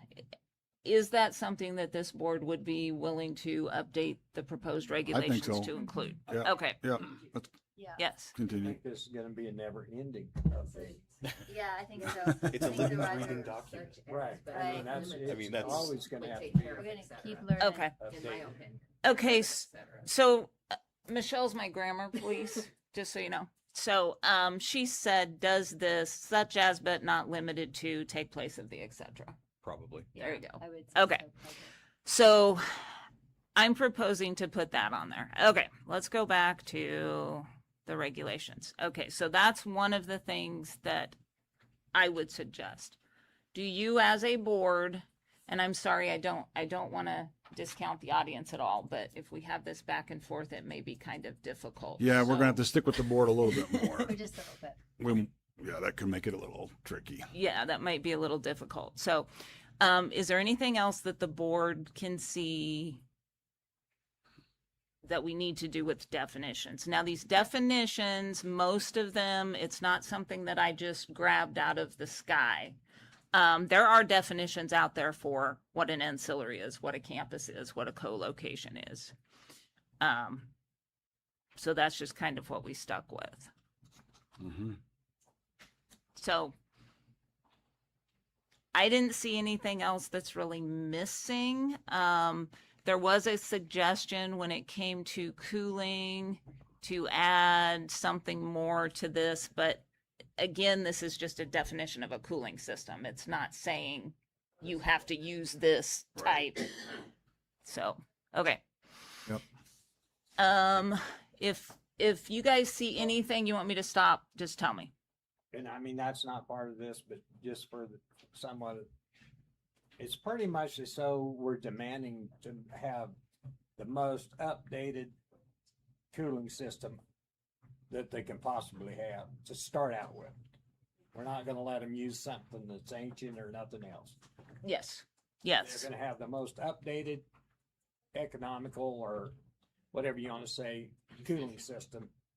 When you start, that's what you're gonna have to start with. So yeah, when we get to that part, I think we need to maybe add a little bit there to our section when we get to that section of it. Okay, so then we get to this 8.2203. This talks about what the center facility is, how it's going to be arranged, what it's going to look like, what we're going to allow, how we're going to site the buildings. We don't want, and I think that's what the majority of the people here, we don't want cargo containers to be the building. We want this to look better than a warehouse, for lack of better words. So that's kind of where we're at here with this. You had something you added. Did I in that section? Yeah, you have 8.22.03 requirement 5. Oh, on 5 down Oh, here yeah, when we get okay, down to okay, utility. sorry. Yep, Okay, yep. So, so we've got, if they have more than one building, they're encouraged to do a variety of size. Number 4, I know maybe this is the place to add something else, but just from the audience, I don't have anything on what I've already kind of drafted. But it talks about evidence of sufficient water and wastewater capacity from the utility provider or certification of efficiency by the professional engineer if water is to be provided by well, and on-site wastewater treatment systems. So this is where we maybe get into the discharge. Do we think that's sufficient enough? That says the professional engineer is going to say if the on-site wastewater treatment system is okay. Who's professional engineer? I was gonna say, is that a county selected one, or is It that can be. theirs? When they do their site plan, their plans to build, they're going to bring that in. They're going to bring these documents in. So originally, that is probably going to be done by their engineer. Mm-hmm. We do have a provision in here that's going to allow the county to hire a professional engineer to look at those documents. Not really. We have a county engineer and we have me and you. Architect and a construction. Yeah. So, I mean, it does give us the provision to have something. I don't claim to be an expert at all in wastewater treatment systems. Somebody that's obviously not employed by them. I mean, Yes, we have the ability to do that. Right. Now, I'm telling you, when they bring the first initial thing into me, it's going to be designed by their wastewater engineer. Right. But we will have the ability to have oversight if we so choose. And we should choose. You think we would should be. choose? Okay. Yeah. It's mandatory. Mm-hmm. Okay. in this number 5 utility protection, so I've gotten a lot of emails, a lot of people concerned about this utility protection. We have the applicant shall demonstrate that the project will not materially impair electrical reliability. I thought that was sufficient. A number of people did not think that was sufficient. So here is what I kind of drafted for that utility protection. So to leave that initial statement in there, but to add this portion here that says no costs associated with electrical generation, transmission, substations, distribution facilities, or utility infrastructure required to serve the data center shall be borne by existing utility customers or ratepayers. And the only notes I made after that was now or future. Do we need to define? Like not now. So put not now, not never. Like, and we could put or in the future. Because I guess that's what I'm saying is I've done some research. Is initially that seems to hold, and then a year or so down the road, when they are starting to see additional pressure put on the current providers, then the rates start to go up 20-30%. And so I'm just thinking Where's the line between what the county's responsible for and what the utility is responsible for? Because they Yeah. have their own policies and everything else. And I know we have in here some of the agreements that have to be done through them. So looking at our utilities as pretty good stewards. Oh, I don't know. I said I pretty mean, they good. gotta make, they I gotta said do pretty what good. they've gotta do, and so I'm not gonna, I mean, I don't. So how do you want it to, how do I you? don't know how we're gonna word that. That's what I'm trying to I'm decide, looking at because now it and I says don't know how we're gonna word that to. shall be borne by existing utility customers or ratepayers. Because it's my understanding that any of the electric utilities, the customer has to pay 100% of the cost up front anyway. So Upfront. yeah, not county policy. That is their policy. Yep. So Upfront. yes. That's my worry. is And I that know it's if you upfront. read some of the other language and some of the other word books and stuff from power companies, they have language in there that any facility upgrades is also to be borne by that utility or by that customer, Mhm. which would be substation line upgrades and those kinds of things. So this is coming back to Judy. My question would be, we're making them furnish their own power. Again, they don't Only define. on the certain size ones. More than On the like- larger side. on the larger ones, and it's going to depend on whether NPPD or Dawson or whomever their electric carrier is comes back, because they have to have that study done. So if they come back and they say, "Oh, we have 100% sufficient power," then Right now. they can do it. But if they say, "No, we don't have sufficient power," then yes, we would require them to do their own power. So we could probably say no costs associated with electrical generation, transmission, blah, blah, blah, or other utility infrastructure or future infrastructure. Would that work for the wording? I think it's Required. better anyway.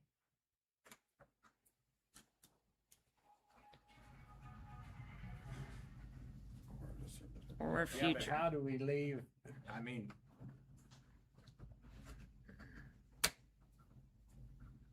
we don't need to leave the public thinking that their electrical bill's never gonna go up after this. Yeah. N- 'cause it no, would be no, no. Only because of what's been generated by the data center. Yeah. Right. Well, They're not gonna, their rate is not going to go up because of the This covers data center. all of the data centers. not Now, just if their own generation. NPPD or Dawson or whoever decides to increase rates, I mean, we have no power over that. Right. But just because of this, it can't be this.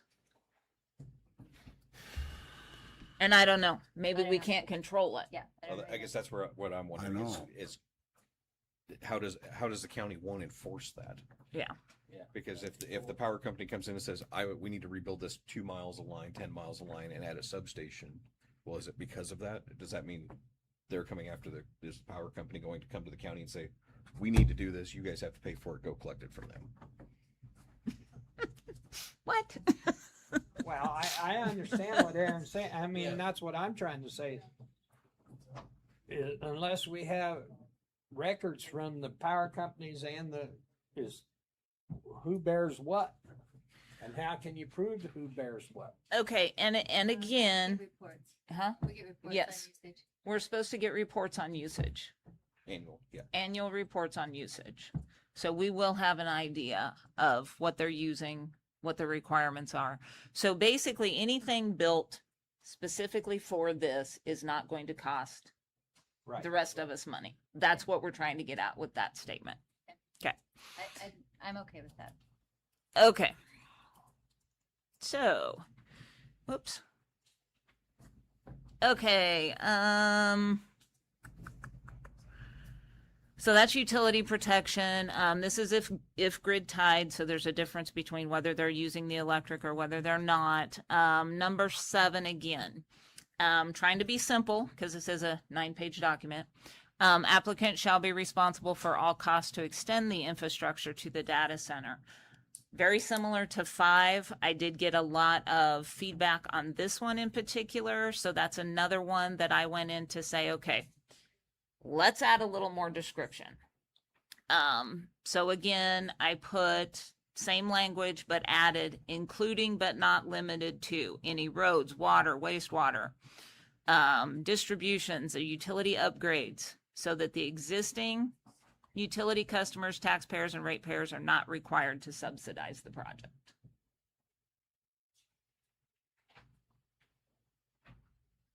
Are we good with that? Yes.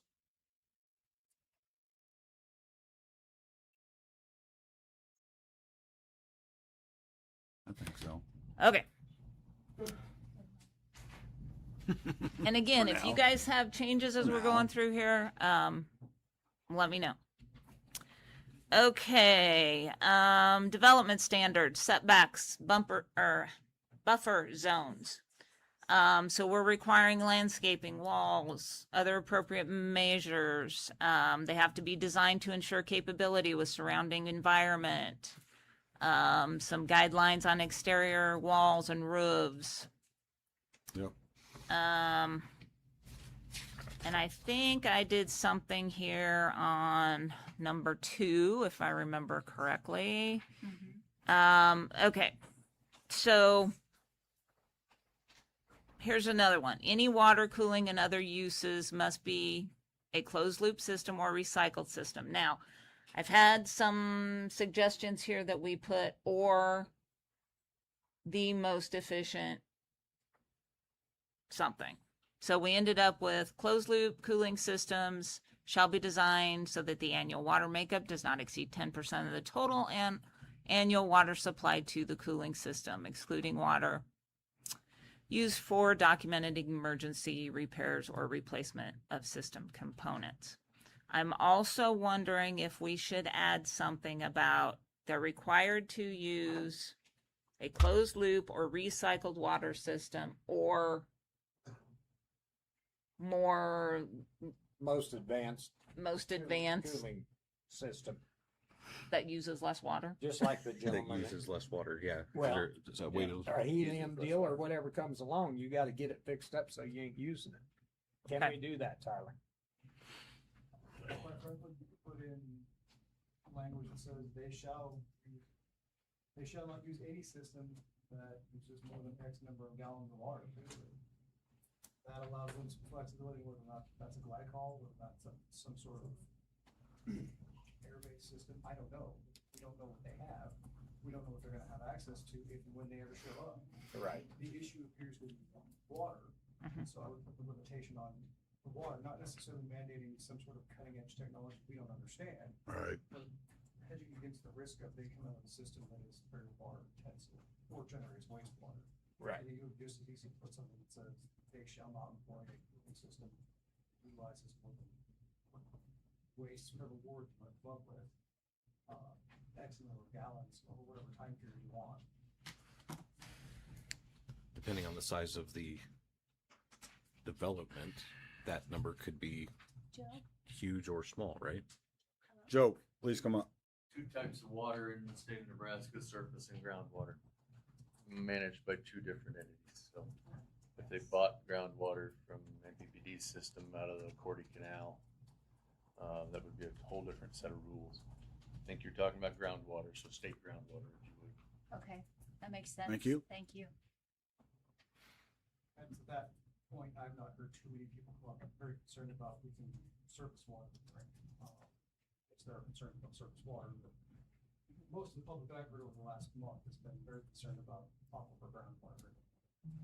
So maybe we put in here, any water cooling and other uses must be a closed loop or recycled water system using surface water?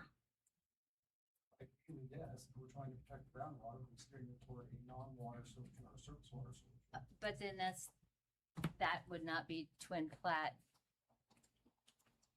Joe, We would not have a voice in that, no. Yes, we want you to have a voice in that. Well, if they want to buy surface water, good luck. I don't think the state's issued. Oh, that's true.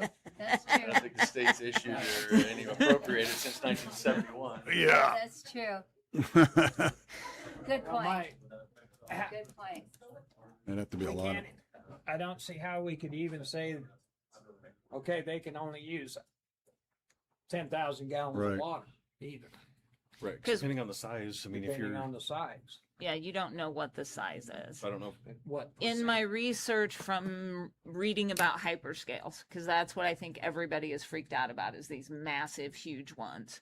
So from what I have learned about hyperscales, if they use a closed loop system, depending on the size of the building, they could possibly use 1.5 million gallons of water for the initial fill. Now, everybody's going, oh my God, 1.5 million gallons of water. That's really not a lot. It really is not a lot. yeah. Exactly. It really is not a lot. And the reason I know that is because I know how much water sustainable beef uses. So 1.5 million for a closed loop system initial fill is not a lot. 31 hours on an 800 gallon a minute well. Yeah. I mean, for That's what I was saying. yeah, yeah, yeah. It was like 31 I would hours. say yes, arguably it might become arbitrary capricious if you're stating a specific gallon capacity for them. However, we are under two separate moratoriums for water, one for ground and one for surface, so. Yes. In situations where that would be unreasonable, say the eastern end of the state or the south or the eastern end of the country where there's all kinds of water, that's probably not reasonable. But if you're out somewhere where it's semi-arid and you're under two separate water moratoriums, I won't promise you that's gonna hold up, but that becomes a whole lot more reasonable than it would somewhere else. Right. Well, how do you think we can word that? So that,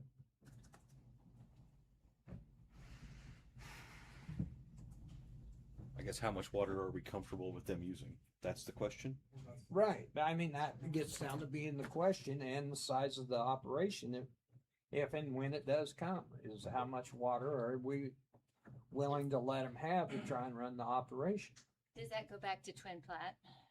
I might offer a little bit of clarification. There's really only one place for water to come from, and that's our largest user in our district, which would be irrigated agriculture. Right. Now, we manage on the basis of we are over appropriated, designated in 2004. We cannot have any new uses. And so it's simple that if someone comes to us and they say, we want this new large use, we will say, well, let's see what you have to dry up to get there. And we work with them because a lot of small uses and flexibility is wanted. The large user, we don't have a hammer in our toolbox if they have a big enough checkbook.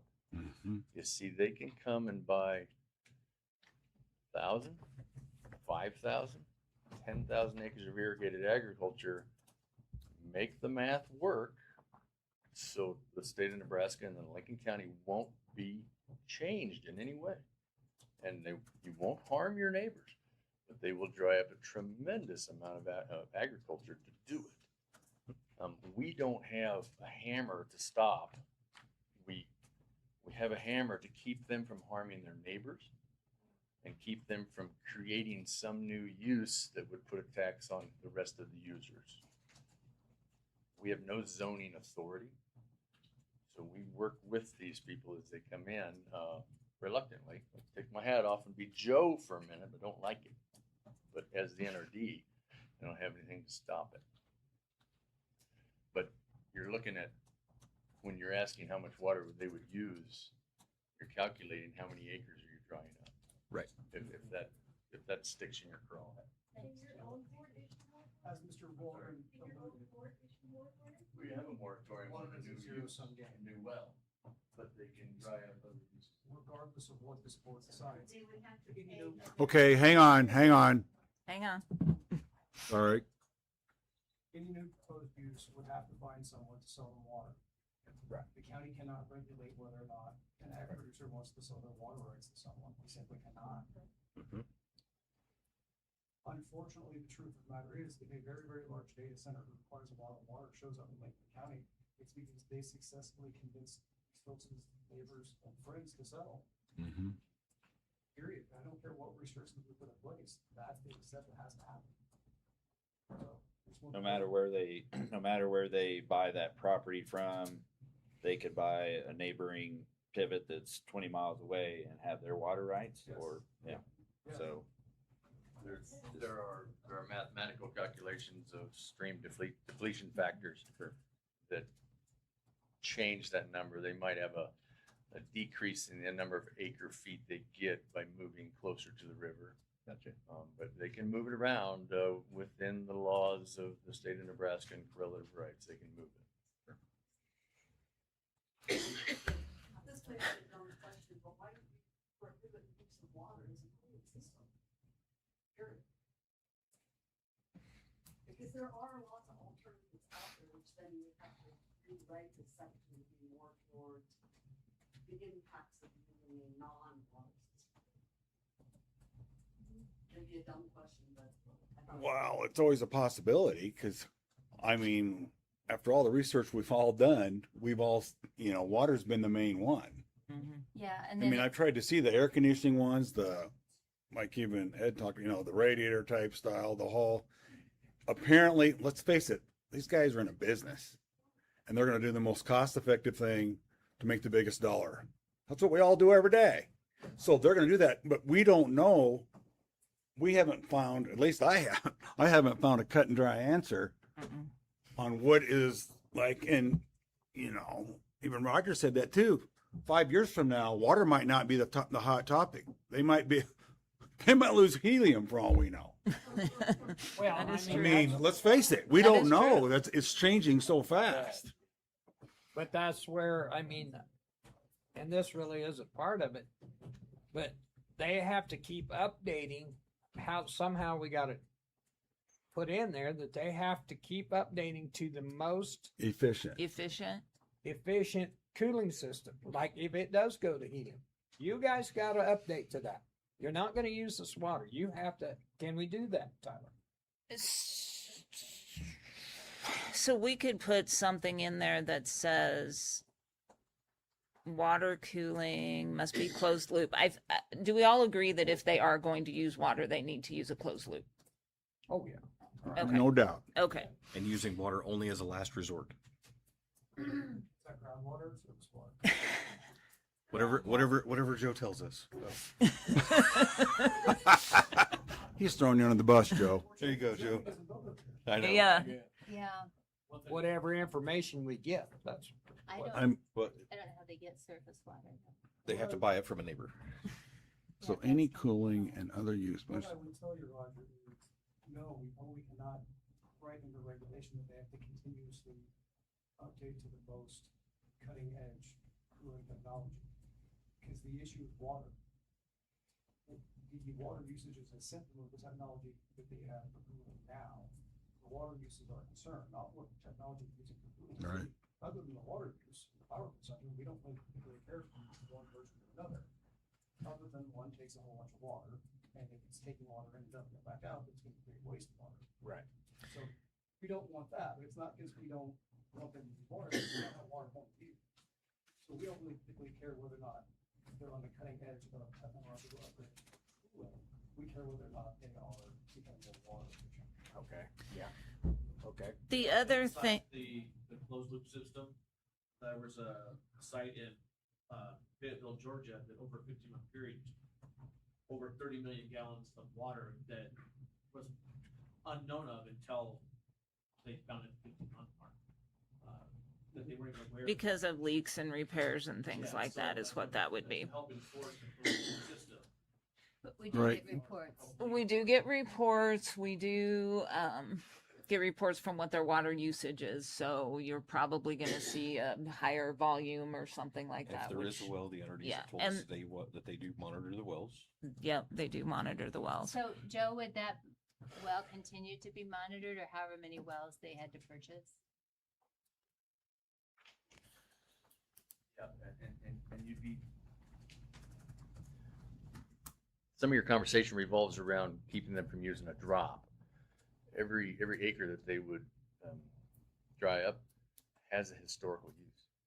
And so our job would be to not increase the historical use. We would take that as a baseline and make sure that they don't increase. So consumptive use would have some metric to it. When you grew corn or grew soybeans or grew cattle, consumptively you shipped some off.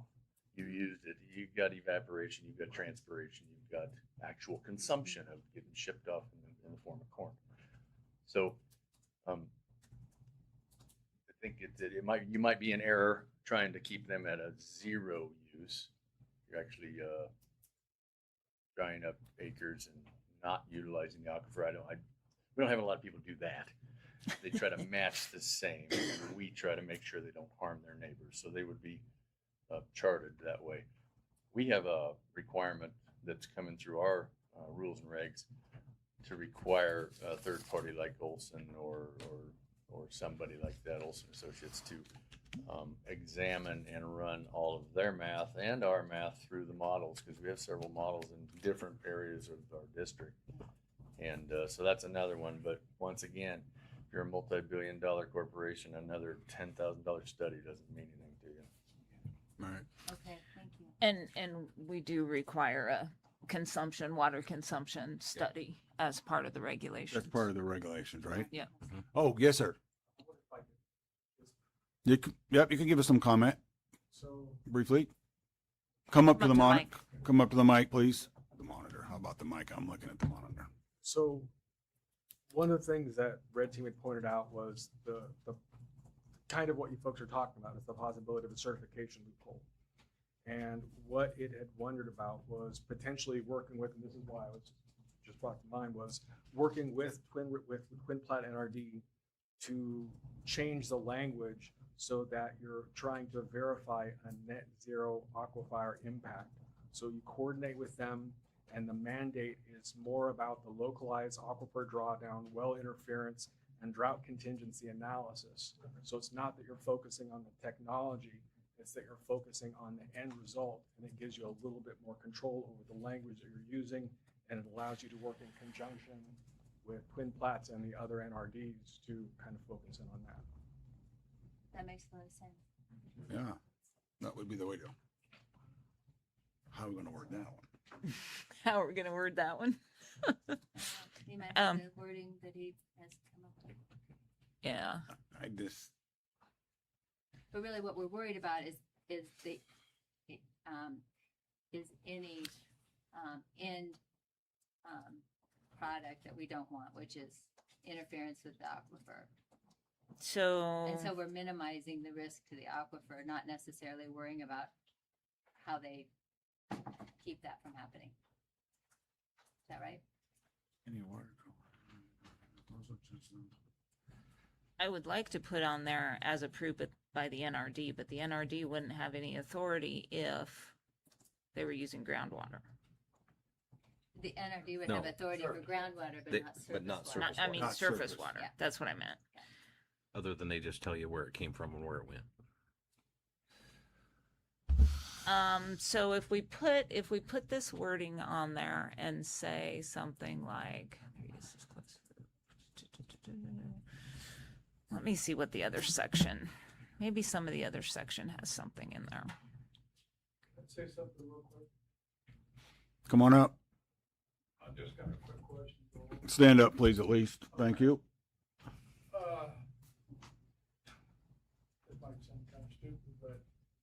What happens when this thing overheats, like a radiator?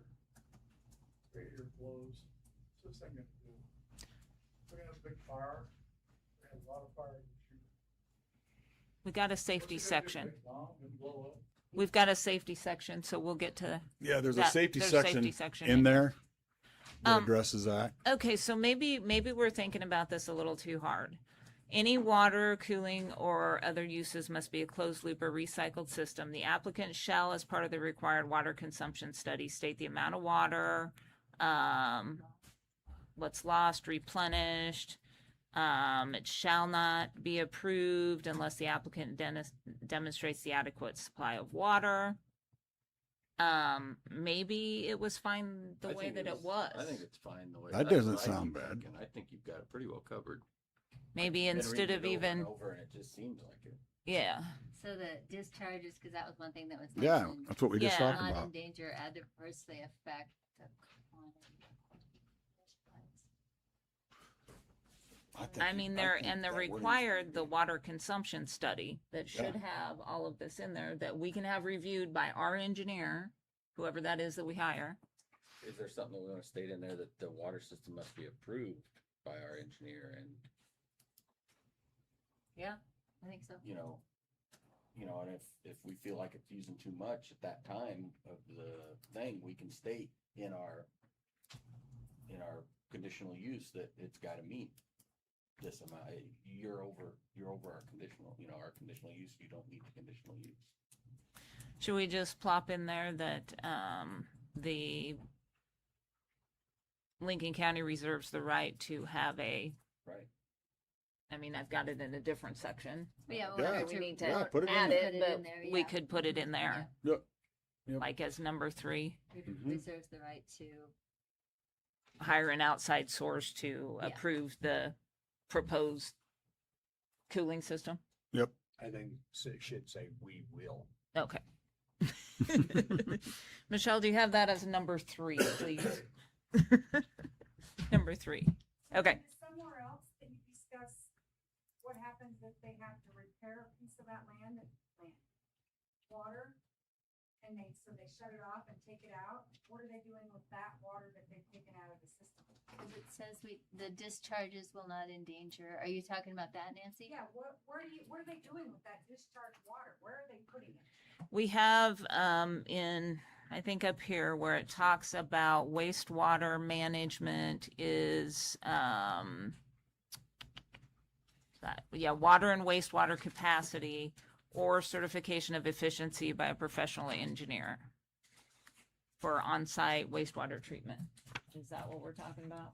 Yeah, what do they do if the way I read it, like if something happens with this one section of pipe, they're able to close it off, take that water out of that part of the pipe, repair it, and then start it again. So what are they doing with the water that they've taken out of that piece of the pipe? Put it back in. Are they putting it I back don't know. in? But I think we should spell that out. Or are they dumping it out behind their building? No, they would not be able to because Can't do all of that. these are going to be, they're going to be controlled by EPA. EPA controls any environmental issues when it comes to wastewater. Yeah, but EE also. Yeah. Yeah. Yep. Okay. And that's covered in like lines 95 through 99, where they have to provide a study as part of the conditional use permit Yep. that shows where they're going Where- to do to Yep. dispose of that. Yep. Yeah, 95 through 99. It's that section that they have to provide a study that covers all of that stuff. So it would be up to them to figure out where they have to take it. Okay.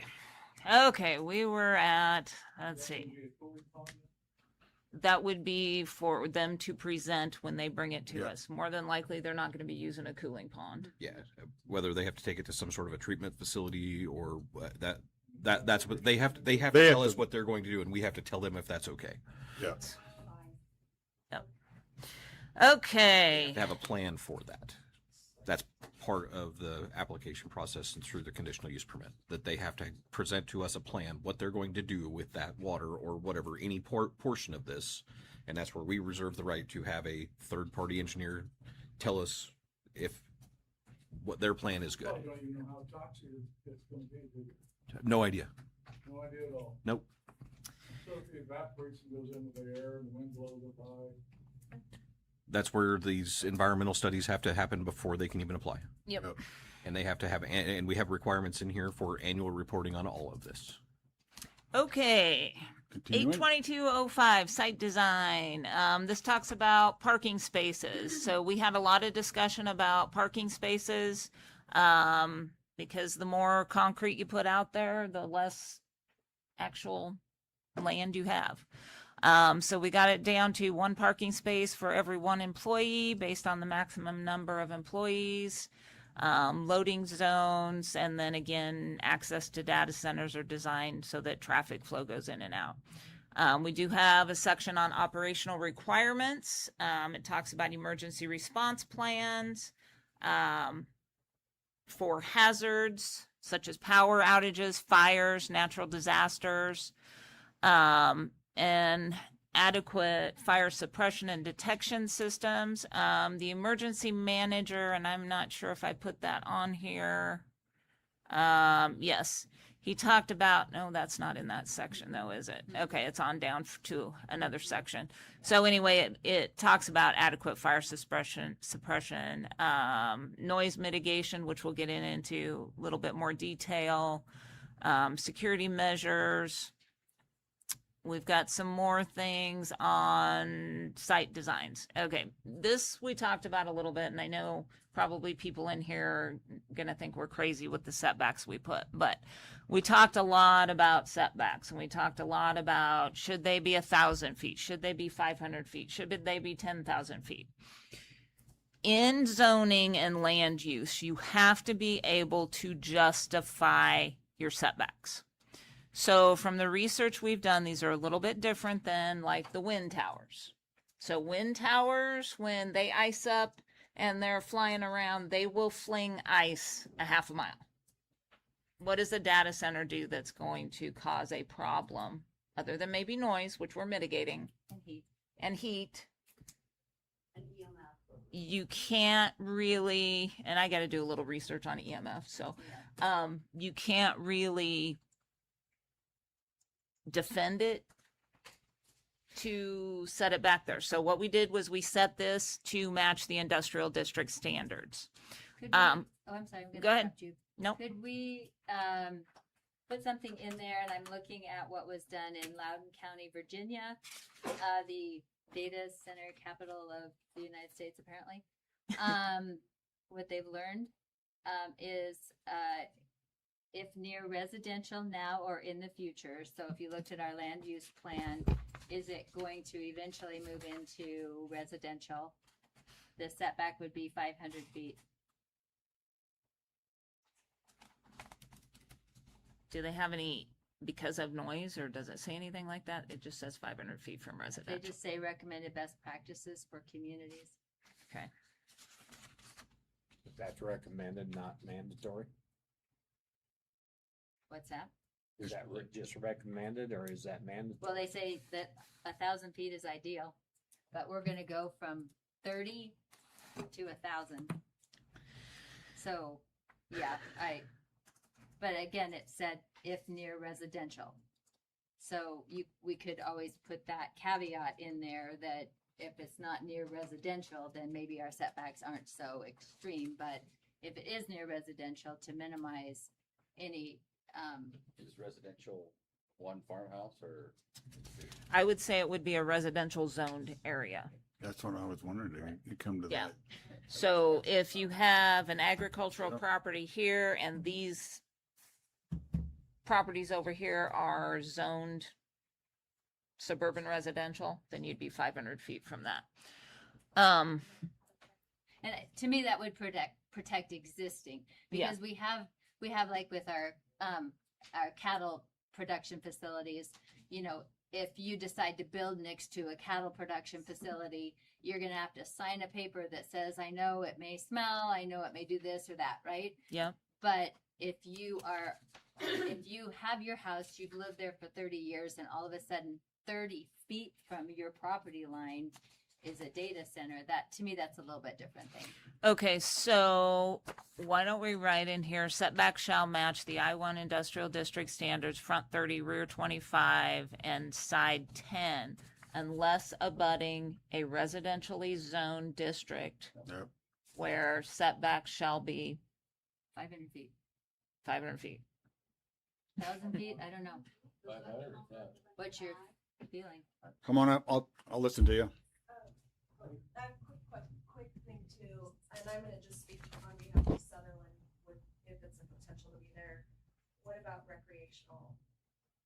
Because if you're looking at Sutherland Lake and the recreational use that we have there, you know, you're going to, if you allow them to build closer to the lake, you're going to impede our economic value. People coming to the golf course, people coming to the lake during the summer, the revenue that our village makes, if you don't have something in place in that regard. So Recreation is a secondary use of those facilities, right? Not What's the primary use of those is irrigation and cooling. The recreation is secondary. I don't want to be that guy, but that's. But if you're looking from our, I understand what you're saying, but like the golf course, things like that, and those are things that, you know, keep a small village like us functioning. Whether or not you want them for agriculture or whatever, I mean, the reality is they feed both plates. I do understand what you're saying as well. From a zoning perspective or a land use perspective, I think that would be extremely difficult to do. You have to go by zoning districts, because I've got a piece of ground on the river bottom, a data center comes next to me, that's my recreation. But it's zoned ag. How are you gonna? How are you gonna? Golf course zoned ag? Yes, Okay. transitional ag. Okay. So I don't know that you can, I think the only thing you can do is try and protect it from residentially zoned property. I think Tyler wanted to say something too, so do you? Tyler? 500 foot, 1,000 foot, based on what? That's why we have these numbers, is because we had Exactly, that because conversation. based on what? I asked that exact same question, based on what? Yeah, so If you start pulling distance measurements out of thin air as a buffer for something, good luck to you. right, yeah. I So would that's say why noise. we have other protections Um, as we go through a little deeper that. Yeah, but I don't want to give up on this one. I can come back to you with reasons of why they said 500 is proposed and 1,000's ideal. I think there's been enough, these I've seen out there several times. So I think there's other people that are now proving why you would want to do that. So I'll research that happily if that's okay with you. And up against the zone, I mean, when you go up against residential, we always have bigger setbacks. A little bit bigger setbacks. They're not huge So, I though. mean, Yeah. right, they're not huge, but I mean, we do change the setbacks when you go up against residential neighborhoods for business districts, so. Yeah. But, Is that you're protecting the residential district against some sort of right. Right. nuisance risk. What is that? Yeah. That's not it. Now, hang on. To me, that would be noise. The noise and the heat. So if they can mitigate those issues without being 500 feet away, why are they 500 feet away? Because we cover the sound and all of that Yeah. in other portions of this. My job is to be the devil's advocate. Oh, I understand. Yeah, I get it, but I'd like to argue that in some of my buildings that are Well, set back. I know. No. So- I will promise you, if the reasoning for a 500-foot setback is because Loudon County reviewed it, and that's it. Nope, it's just an example that I use, but there's several that have done that. Yeah, Cass County's proposing that right now as well. And I suspect they're doing that because monkey see, monkey do. No Maybe. sense for reinventing the wheel, take somebody else's regulation. That's what I like to do because it makes it easier. And it's even better if it's already been tried in Tested. court. Well, exactly. Yeah. That's exactly right. That has to be applied specifically to each individual applicant coming before. So you're talking like size. Yes, we have to remember that as we are crafting the regulation. Well, and this does say too, down here, if you look at D, Lincoln County may require increased setbacks based upon specific site conditions. Right. Well, And then I that, think that, that covers it. that was what we had kind of That's talked about in our kinda previous what- meeting was that covered a lot of. I mean, I mean, if we have a group of houses, I don't think anybody's gonna want to build 10 feet away from a group of houses. That's my side yard, but I can go my building right at 10 foot. As long as we can say, I don't think that makes sense. And that's the fun part about having a conditional use permit. We can put whatever conditions That's we what want. I'm thinking. We control the Reasonable ropes. conditions. Well, I'm not saying 500 feet. I think Yeah. that's huge, but I'm saying 10 feet from a house is Ridiculous. ridiculous. Because Tyler gets to do it, I'm gonna play devil's advocate and say, but we have 3 county commissioners, and I don't care what 3 it is, or if it's in 10 years.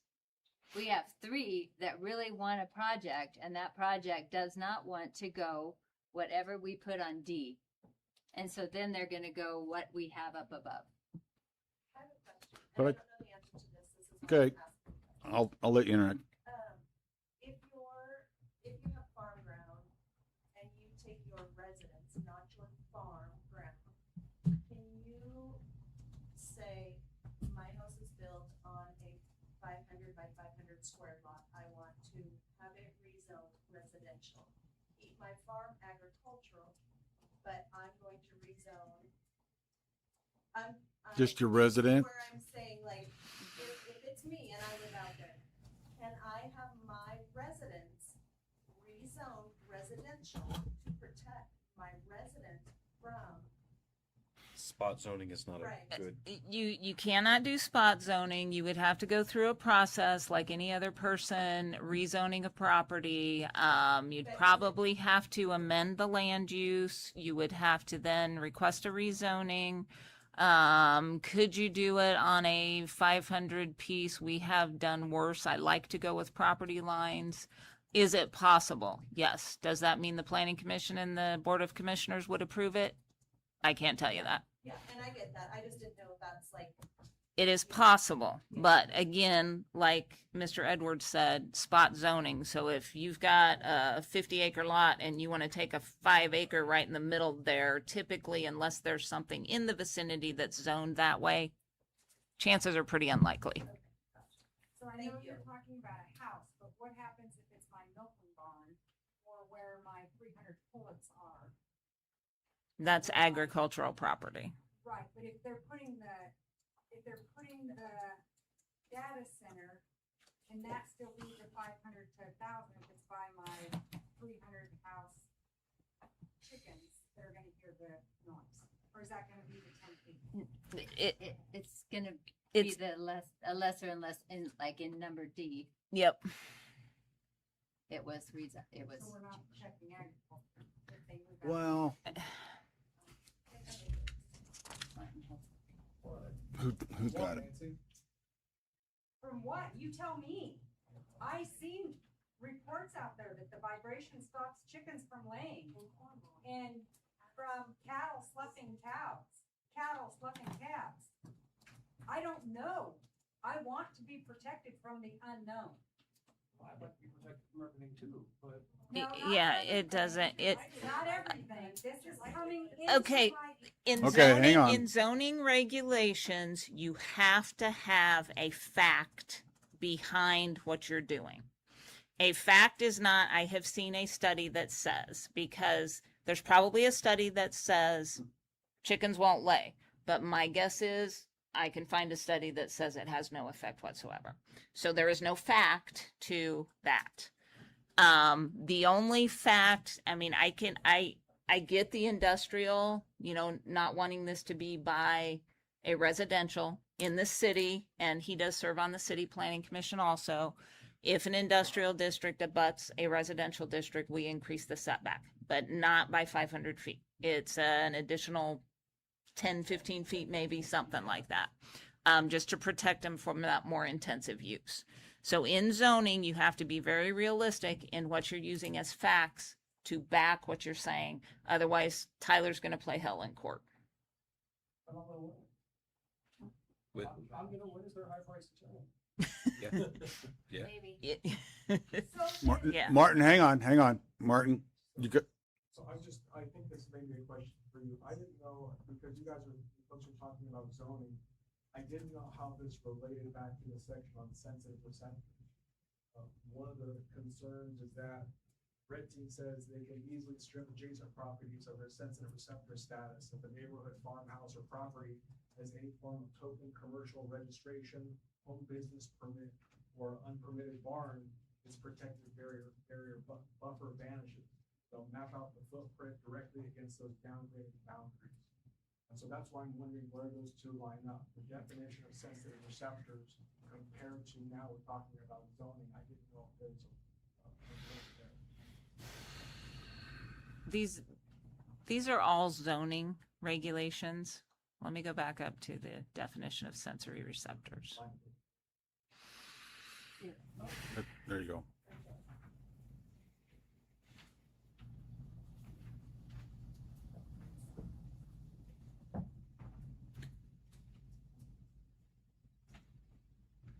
And any resident which So you got campgrounds in there? You do have campgrounds in there, but again, yes, you're going to be sensitive to that. Yes, you have that D in there to where it's site specific, that you can increase your buffer zones if needed, site specific. I think we go with that. I think it covers it. I think so too. Mhm. Okay. We got 4 more pages and it's 8:00. All right. Behind the meter electrical generation requirements. So this is if they are generating their own electricity. So these are some regulations on whether or not they're generating their own electricity. Again, we talk about infrastructure responsibility. The applicant shall be solely responsible for all related infrastructure costs. Now we have a definition of what infrastructure is. This is where it talks about a road use agreement with Lincoln County. Minimum repair or repayment for repairs of construction in lieu of actual repair as determined by the county highway superintendent. We require development agreements, escrow accounts, bonds, letters of credit, any types of guarantees. Noise. So this is where I learned quite a little bit about the difference. We always, in our regulations, we have DBA. DBA, that's all I've ever known. With these, one of the things that we found out when we were looking at is there's a DBC, and that's different octave levels. Some people hear things at a higher octave, some people hear things at a lower octave. Different things give out different noise levels. And we took these basically from an average industrial district. What would an industrial district require? They would require maximum of 65 dBA, 75 dBc. These are measured at property line. So depending on if this is a 10-acre lot, a 200-acre lot, you're going to measure that noise level from the line of the property, not the building, the property line. They can only be at that high of a sound at that point. Will that affect setback? Good. It could increase the setback. Because that's one of the things, that's what I was going to bring up. Yeah. On that video with Aaron Brockovich, they were probably out 300 yards away, and that's the word. Yep. So that could definitely That could increase change the it. setback. What about wind, stuff like that? I mean, increasing that across their property line or whatever, that be an issue? I mean, as far as wind coming from one direction, increasing that noise. I guess I never thought of that. Right there, what line 197, the maximum sound level in this section does not apply for. Oh, unforeseen events. Sun and roof. Okay. Okay, but There you we go. know the wind's gonna blow, come on. Right, well, yeah, no Unforeseen event. kidding, but Smelling it clear across town from one. Yeah, No, that's I get true. it. You know, you're more than 300 feet. I'm more than 300 feet from any of them, or 500. Yeah. I'm 7 miles from North Platte I know. livestock feeders, and every once in a while, Exactly. it stinks. Yeah. Exactly. It's gonna happen. I can't sit in my hot tub. I know. Yeah. I would read that as a developer under item B, your little note for exceptions. Generator testing conducted from 8 a.m. to 5 p.m. My generator's on from 8 to 5, and these sound levels are not required to get given me an out for for leaving my generators on all day. Yes. Which is what most data centers do. So. It's no different than the hospital, Menards, any of those others. If they're running their backup generator, they are typically louder and. They are very loud. Yep. Okay, but this is, okay, but Can we go this back is to Hang on, hang just, on. okay, this is just saying generator testing. So if their generator is running, in my opinion, it's got to meet the 65 dBA.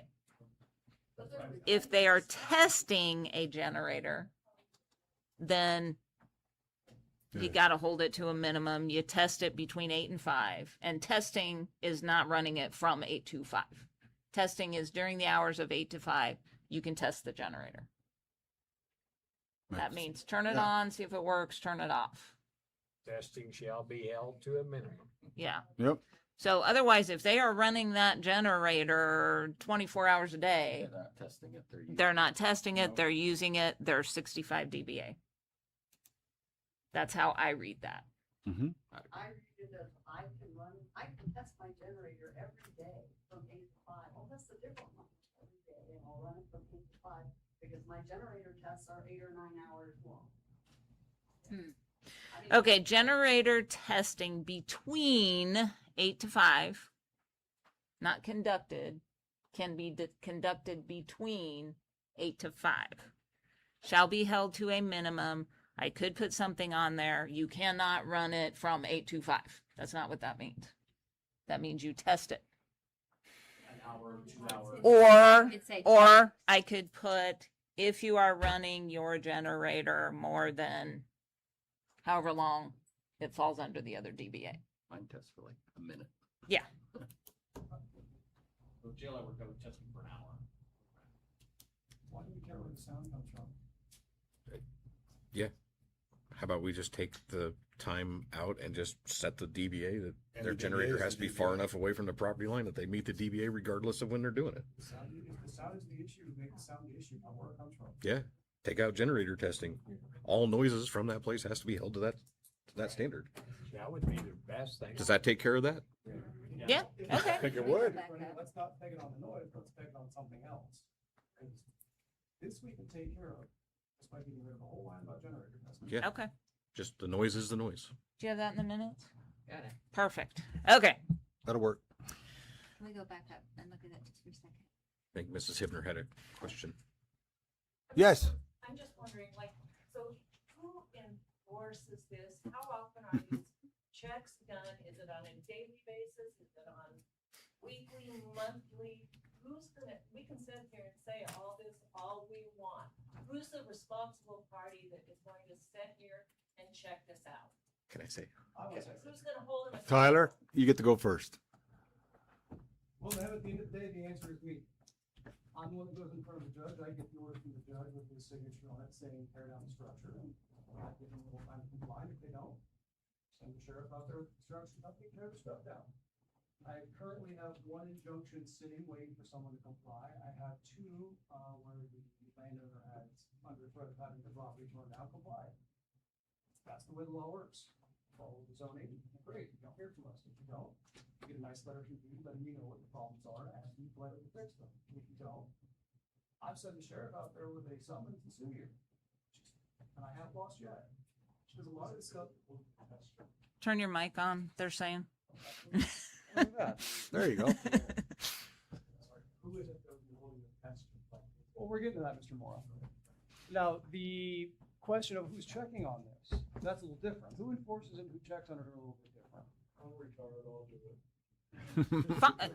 Perfect. Congratulations, you're Lincoln County's first building inspector. So, folks, here's the deal. The people up on this board, everyone at this table except for myself and Judy Clark, they're here on a volunteer basis. They don't get paid. The county does not currently have a building inspector. For better or worse, however you feel about that, we don't currently have one. The closest thing you get is Judy Clark, who, if she gets a complaint from the public, will do some cursory investigation, but quite frankly, her job keeps her tied to her desk. The county roads people will call in concerns sometimes, but we do not have an employee who works for the taxpayers who goes around and checks to make sure that our regulations are being followed. We don't. it's one of those things where if you want it, it's a fantastic public service, but we got to find the money for it. So that's the answer. Yeah. You call us and tell us this is too damn loud. Yep. And we go out there and check it out. Now, if you're going to call me every single day after I've went out there and checked it out and it does comply, then we may have a little bit of a situation. But if it is a legitimate concern, you call us and we see what we can come up with.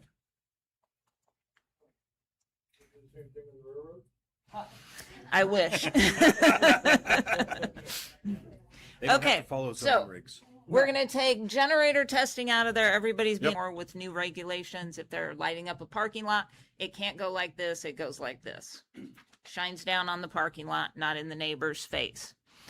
But we will look at that photometric study and make sure they're safe. After hours lighting for parking areas, we said they have to automatically be done unless it's for security purposes, which is going to be in their approved photometric plan.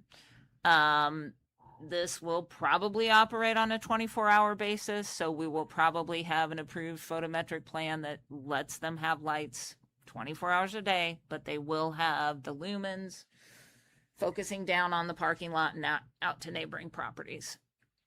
You've done one of those before or seen one, haven't you? I just question some of the existing facilities that are outside of town in the county that are pretty bright that these guys are gonna have to adhere to, and how does that? We sit? can't And fix them, we can take care of this. I know, that's why I said we gotta take care of it. The whole building Exactly. Oh, yeah. inspection and all that would take care of a lot of that. Yes. Screening. Visual screening to reduce noise levels, to also give us more of a visual appealing effect. Basically, it just says different things that you can use, existing vegetation, berm, and it does say that it must be fully screened from view using one or more of the following things. So they've got some different options of how they would screen this property. Now, it doesn't mean you're not going to drive by and see it. You're going to see it. I mean, I'm sorry. So, but we're going to do what we can to make sure that it's not. It Softens the view, definitely. enhances the view. Battery energy storage system. Martin, yes? I'm so sorry. My red team loved the phrase "where not mechanically feasible," back around line 216, 218.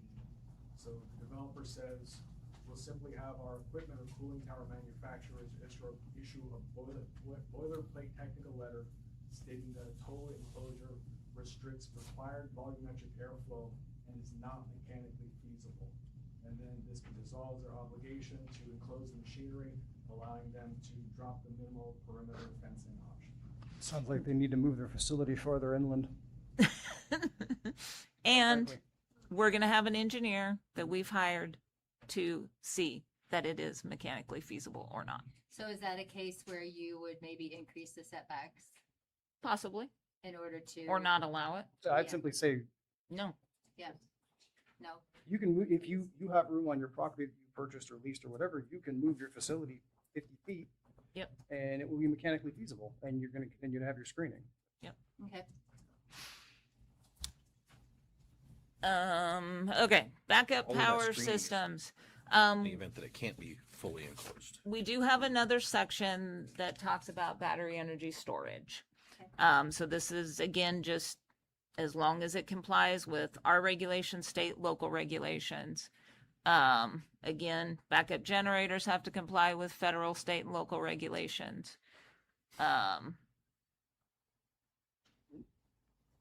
Take out as defined. That line needs to go away.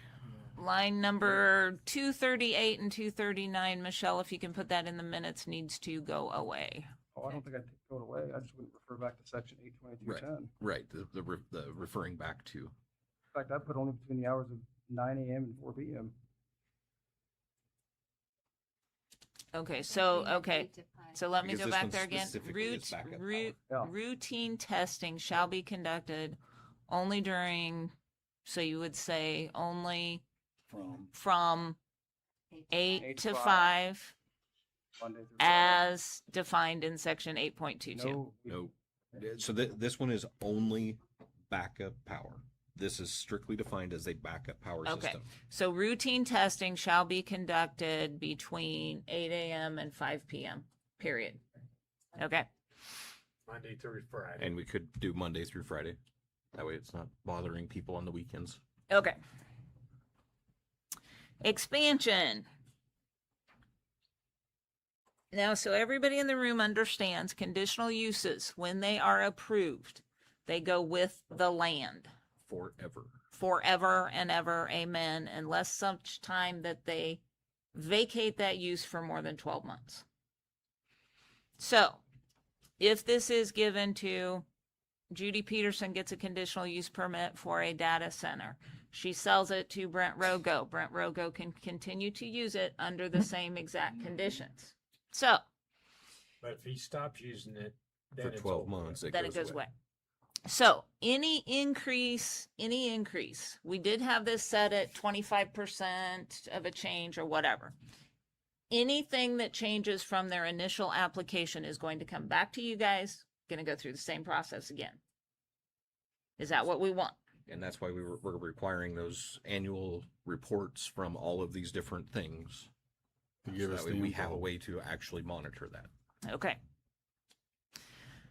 Environmental and community impact analysis. So they have to be designed to maximum efficiency, renewable energy sources. Okay, somebody had said something about they don't like this. Renewable energy sources such as solar, wind, and power could be considered. I think she was just saying, put them on the roof, not take additional land. That's what I wrote down, Nancy. Is that right? Right, why, so, cause couldn't that have to go through another conditional use if you're gonna use another 20 or 30 acres for solar panels? Not if it was part of the same application. If they came in with an application for a data center and as part of their application on that same property as the same project, they could do a data center and solar right beside it. So it would be supplying that data center. It would not be a commercial solar at that point because it's not selling the electricity to anybody else. And it doesn't get any sucks, as long as it fits the land that they purchased. And it As fits long and as- screened and all that with and- all the other has to meet all the Yep. guidelines that the data center does. Yep. Mhm. Everything that the data center does. Now, it could be huge. Yeah. Could be. I mean, it very well could be. And you could say, It could be a huge solar. But did I hear 1,000 acres? So state law, if they're bringing their own generation, it has to be over 1 gigawatt. That's a And lot of solar panels. I mean, if they wanted to do that in solar, yeah, we're talking a pretty good chunk of ground. Now, the feasibility of that is not great because it only runs when on the road. and it says it could be, it said it could be considered. Right. It's not saying you Right. have to do it. It's just saying if you're going to put that in as part of your application, we might look at it. Yes, sir. What have other centers where you looked out there and seen other places? There's some of them using renewable sources. Yep. They didn't put in a power plant, coal fire, or Some. Some do. They're all over the All- place. Yeah, it's put it in that everywhere. nuclear one? Gas, I don't know about nuclear. I don't. I don't know It's- that I've seen I don't know that nuclear. there's I don't any. think there's any in use yet, is there? No. Microsoft cut a deal with the entity that runs 3 Mile Island to restore it. It's been talked about. Yeah. There's definitely no doubt. Yes, ma'am. Couldn't that be resolved by just making them be carbon neutral, and they can buy credits, or they can put in, alternative energy sources, or how do they wanna make it carbon neutral? I think that's a whole new That's a- ball game yeah. if you start saying it has to be carbon neutral, because that takes, We have to stay within the guidelines, I mean, or within, I always call it the bumpers. Isn't that one of those deals where we can't, I don't know if we can get that specific. I think that'd be pretty hard to defend if Well, you're that's saying what it I'm thinking. How would you do- absolutely has to be carbon neutral, especially when is everybody on this board all in favor of wind and solar? Well, but more- the other part of it is we haven't required that of anybody else. Right.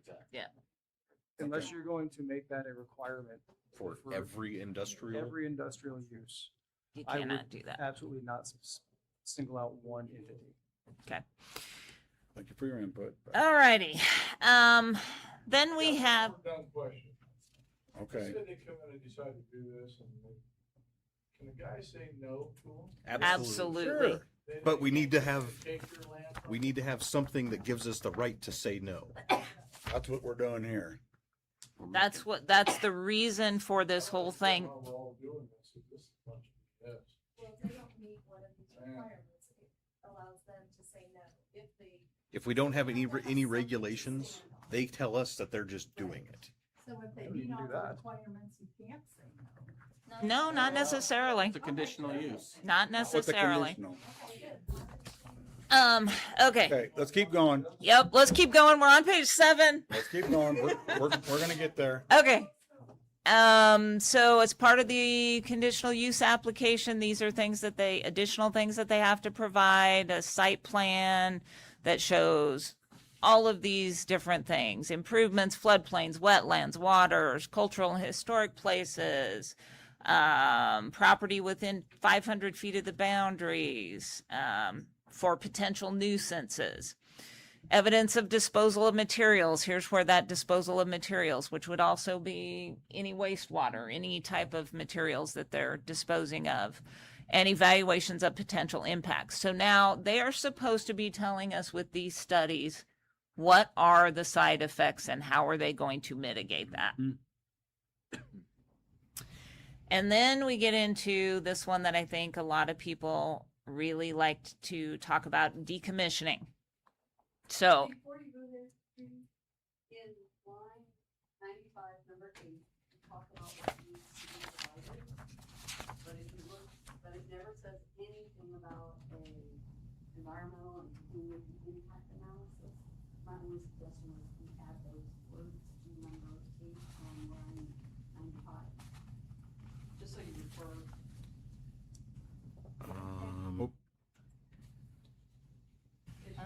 We don't list that, do we? a study or studies that encompass noise mitigation, application will not be deemed complete until all the above.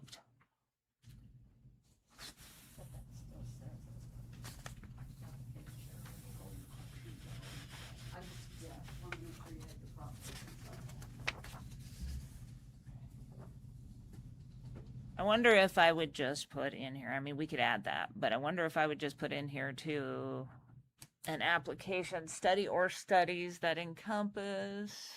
Oh, reword number 8.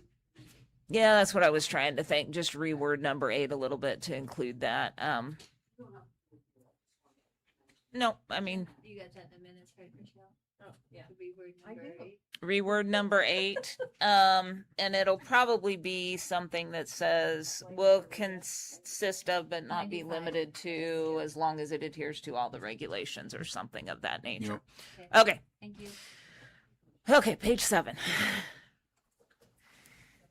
Okay, decommissioning.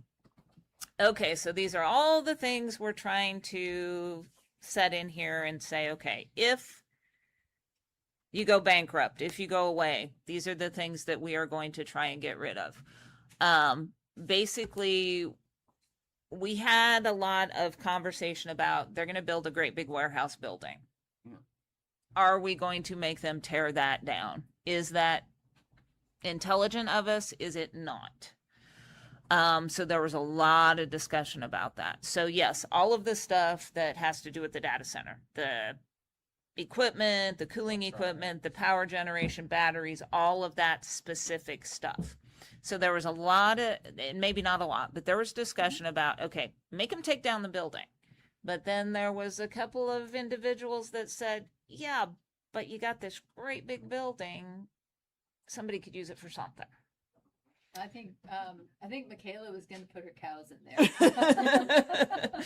So, this number F, what we did was we said, okay, maybe we're going to allow the building to stay unless it is deemed condemned or uninhabitable.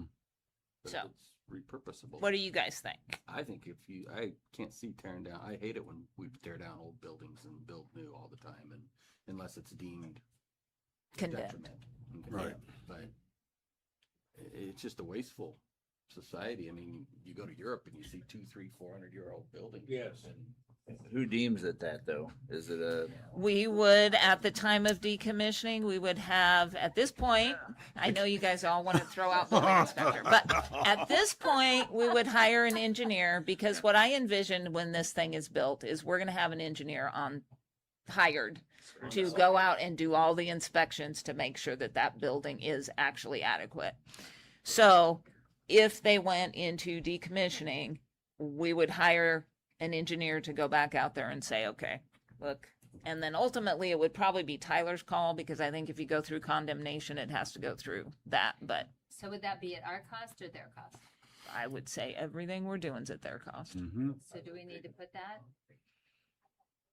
I think Isn't that's part of decommissioning decommission? is at their cost Yeah. because But There is was it something based on on there. the an bond or It's 100 whatever. It's 110% of whatever the engineer thinks that the cost will be, and then it gives us the right to increase that bond amount over time. But we say every nothing 5 about an years or engineer. something. Okay, so do we want to put this in here? Let me see. Do we say anything at the bottom? Reserves the right to review once every 5 years an engineer's new estimate. Which could change the bond amount. Which could change the bond amount.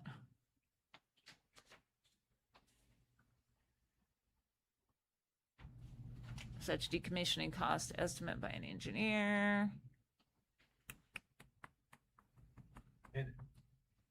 This is going back to the power line, and it has something to do with it, but it don't. Like, what happens on this deal if, like the power line, when they come through, they had to put all them sites that they had back to original. What if the EPA or whoever it was that told them guys, you gotta put this back? What if they come in there and say, no, you guys gotta put this back? They take precedence. They over take county. precedence, they trump. You tell the EPA no, Roger. Oh, I do every day. They just don't hear me. I don't do Does- that. Tyler, does this cover what they're concerned about with a engineer to go out and deem it condemned? I would No, not really. not really. No. Should we add something somewhere else? Go back up a little bit. Keep going. There was a line about. Line number 104. It says at any time to hire a third party. Oh, line 104, clear back here. Yeah, clear back there.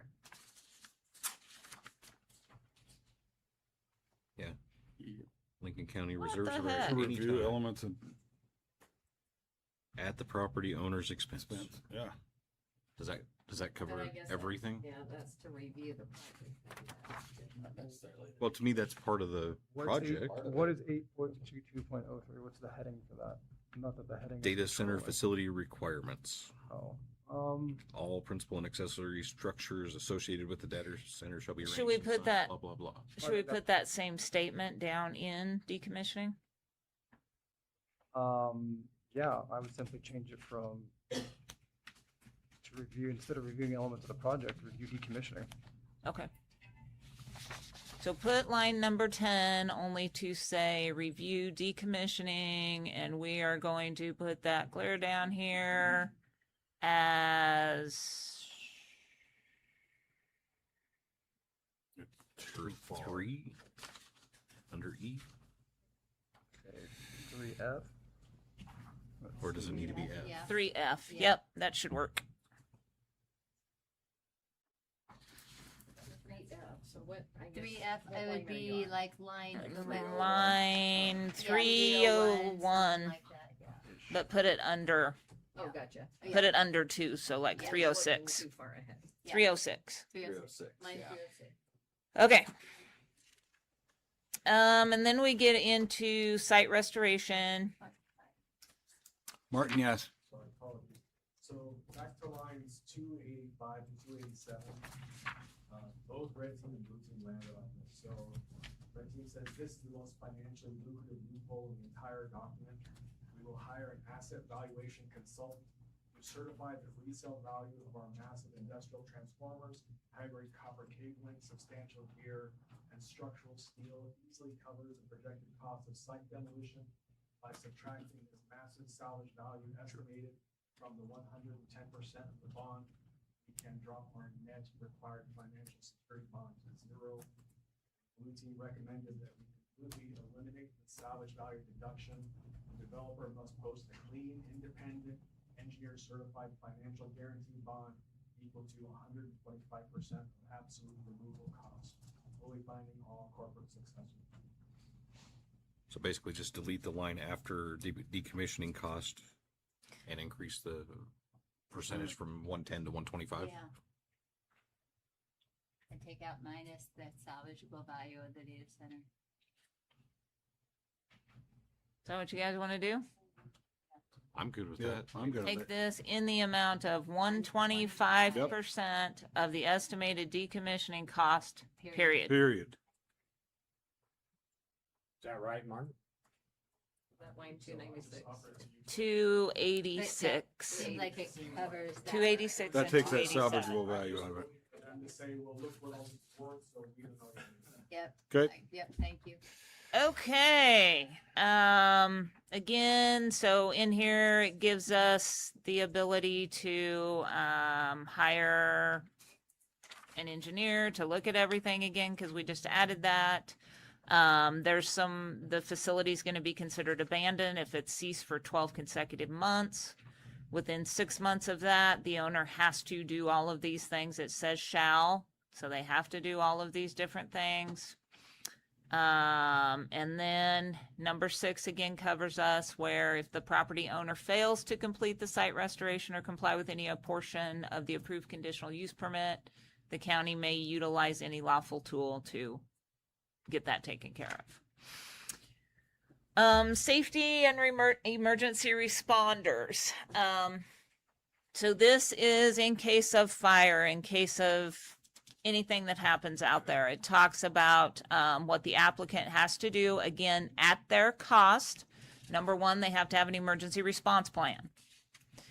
And then they have to provide contact numbers so that if somebody's driving by and there's a fire, they know who they're supposed to be calling. And again, the property owner at their expense shall ensure that all area mutual aid first aid responders receive adequate training. So from the emergency manager, I did receive a lot of additional information that would probably go into a community benefit agreement. Like have them pay for fire trucks, which I thought was an awesome idea. But anyway, in the regulations, he mentioned that he liked this, but maybe the addition of any specialized fire suppression chemicals or equipment required for fire suppression specific to the data center shall be supplied to the appropriate responders and paid for by the property owner. Should probably say owner. I thought that was covered in the community benefit agreement. I think we don't want to leave it for that, Okay. for just that. We could add it to that in Okay. addition, but Well- to me, it makes sense to have it here. Good. Especially where our expert in that field wanted it added here. Okay. Nope. He had a whole list of a lot of things that are probably the majority of it should go in there, but I pulled that out because I thought, yes, they're supposed to provide this, but what does that mean? Especially because, as I understand it, the community benefit agreement is going to be negotiated. That's true. That is true. Mm-hmm. Yep. This is important. It just should be in there, I think. Okay. So we're almost done. Safety section, you need to add a paragraph about wastewater or non-water cooling systems disposal of the liquid chemicals. That I was think covered that's- in that one. I don't remember which paragraph that Yeah, was in. clear up at the top where it talks about wastewater approved Is it under systems by an decommissioning, maybe? engineer. Yep. Did we have that in decommissioning? That's where I'm thinking it was at. Yeah, that's what, but it didn't have for other buildings like that. It just said wastewater. Yeah, what about, like, if they're using glycol or something, you don't want them doing a chemical spill on the property and not. Is it in decommissioning? I think it says something about complying with all state, local, or federal laws. Which would be EPA on that EPA or DWE. Or do you want them using a bunch of 5-gallon buckets full of chemicals? Look at my garage. What's that? Look at my garage. I got more waste oil in 5-gallon buckets. Legit. I We was have, thinking it we said have it correct. remediate environmental impacts in, Mediate environmental impacts. in the Yes, decommissioning they are. portion. Yeah. And then we had some other stuff in You don't use podcasts. the Yeah, others. right there, remediate Someone's environmental crawling over impacts. Yeah. Yeah. Yeah. Mr. Edwards, is there anything in there about evaporation? And do they need to put these balls in there so the sun don't get to it, so they don't push stuff in the air? On any of the lagoon style systems, I guess We're not letting them do. we're not letting them do lagoons. Right. I mean, nothing in here is allowing that. I mean, if they have an engineer, then we can have our engineer that would say yes or no if that would work, if that was on their design. But we're trying to lead them away from lagoon style systems. Alrighty, and then last but not least, all reports submitted to local, state, and federal agencies shall be simultaneously submitted to the Lincoln County Planning Office. We talked about this one a little bit originally, and then we added at a minimum water consumption, electric consumption report shall be submitted to the Lincoln County Planning Office annually. So we will know how much water they're consuming and how much electric they are consuming every year. Okay, so you're saying at a minimum, you want to see it every year? Yep. Okay, because you could kind of also read that as at a minimum, we only want to see water and electrical every year, kind of ignore the first sentence we just had. Oh, So okay, so water. how about in addition to water consumption and electric consumption report shall be submitted to the Lincoln County Planning Office annually? Sure. Instead of at a minimum? Sure. In addition to? Yeah. Okay, Michelle, for the minutes, line 350, strike at a minimum and add in addition to. Got it. Thank you. Could we make that a little stouter? Okay, you wanted Hang a on, little stouter? hang on, Martin. Okay. Why don't we simply make them give us everything that they give to the state every year? Because Well, that we- includes, but is not limited to, the name of the data center, because that could change, the names of the developers and owners of the data center, the physical size and square feet, the location, including street address, obviously some of this we're gonna know, the annual electricity demand, the annual water usage, the sales and use tax exemptions they utilize or expect to utilize, any incentive payments they get through the Imagine Nebraska Act or Nebraska Advantage Act, all energy efficiency, load management, and conservation measures implemented by the data center, all commitments by the data center to use renewable energy, and the service life of the data center. They have to provide that to the state every single year. So can you email that to me so we can change it on there and we'll put that in there? Well, that should go in there, yeah. Sure. Sounds good. Okay, perfect. Because I took that right out of 70-1506. 70-1506. Yeah, I cut Martin off. Okay. Martin? So, touching on 350 to 352, there was some concern that, so Lucan thinks that an annual report simply acts as a historic diary documenting the local aquifer was depleted months after damage occurred. And I wondered if this touched on Twin Rivers' responsibility, where the suggestion was we upgrade reporting to a mandatory quarterly schedule paired with real-time automated telemetry access, giving county officials direct oversight to enforce seasonal drought protocols. I don't know how much of that, because I think Rivers had already mentioned that Joe question. there is some, It's not difficult. and We have so- real time and large water, industrial water use. I'm Would guessing, you, opposed to it being would you on guys an provide annual us schedule that like access? 6 months ago, sorry, now you're tapped into real-time telemetry and you can respond to drought conditions as they're happening. Our water data program, picks up on large water users now. so okay, We can give you access to that. perfect. But do we need to state it in here? I, You could. I think similar to what Mr. Mora just, And I'm, And so I okay, don't know what's happening past those folks and what's gonna go back to the drawing board, but you folks do have all the language that I've shared here. okay. Yeah, in your it's in that. Okay. Yep. And so you can tap right in, it's all by line number, and so you should. perfect. Okay. Alrighty, that concludes page 9. So here's what you guys have to decide. And I'm not talking the audience, I'm talking you guys. We do appreciate your guys' input. Yes. Very much. Okay, so how do you want me to play this? Do you want us, me and Michelle, to go back, make all the changes? Do you want to come back to a meeting like this again and go over all of the changes? Or do you want me to make the changes, get them out to you, and then come back for a public hearing in August? Yes.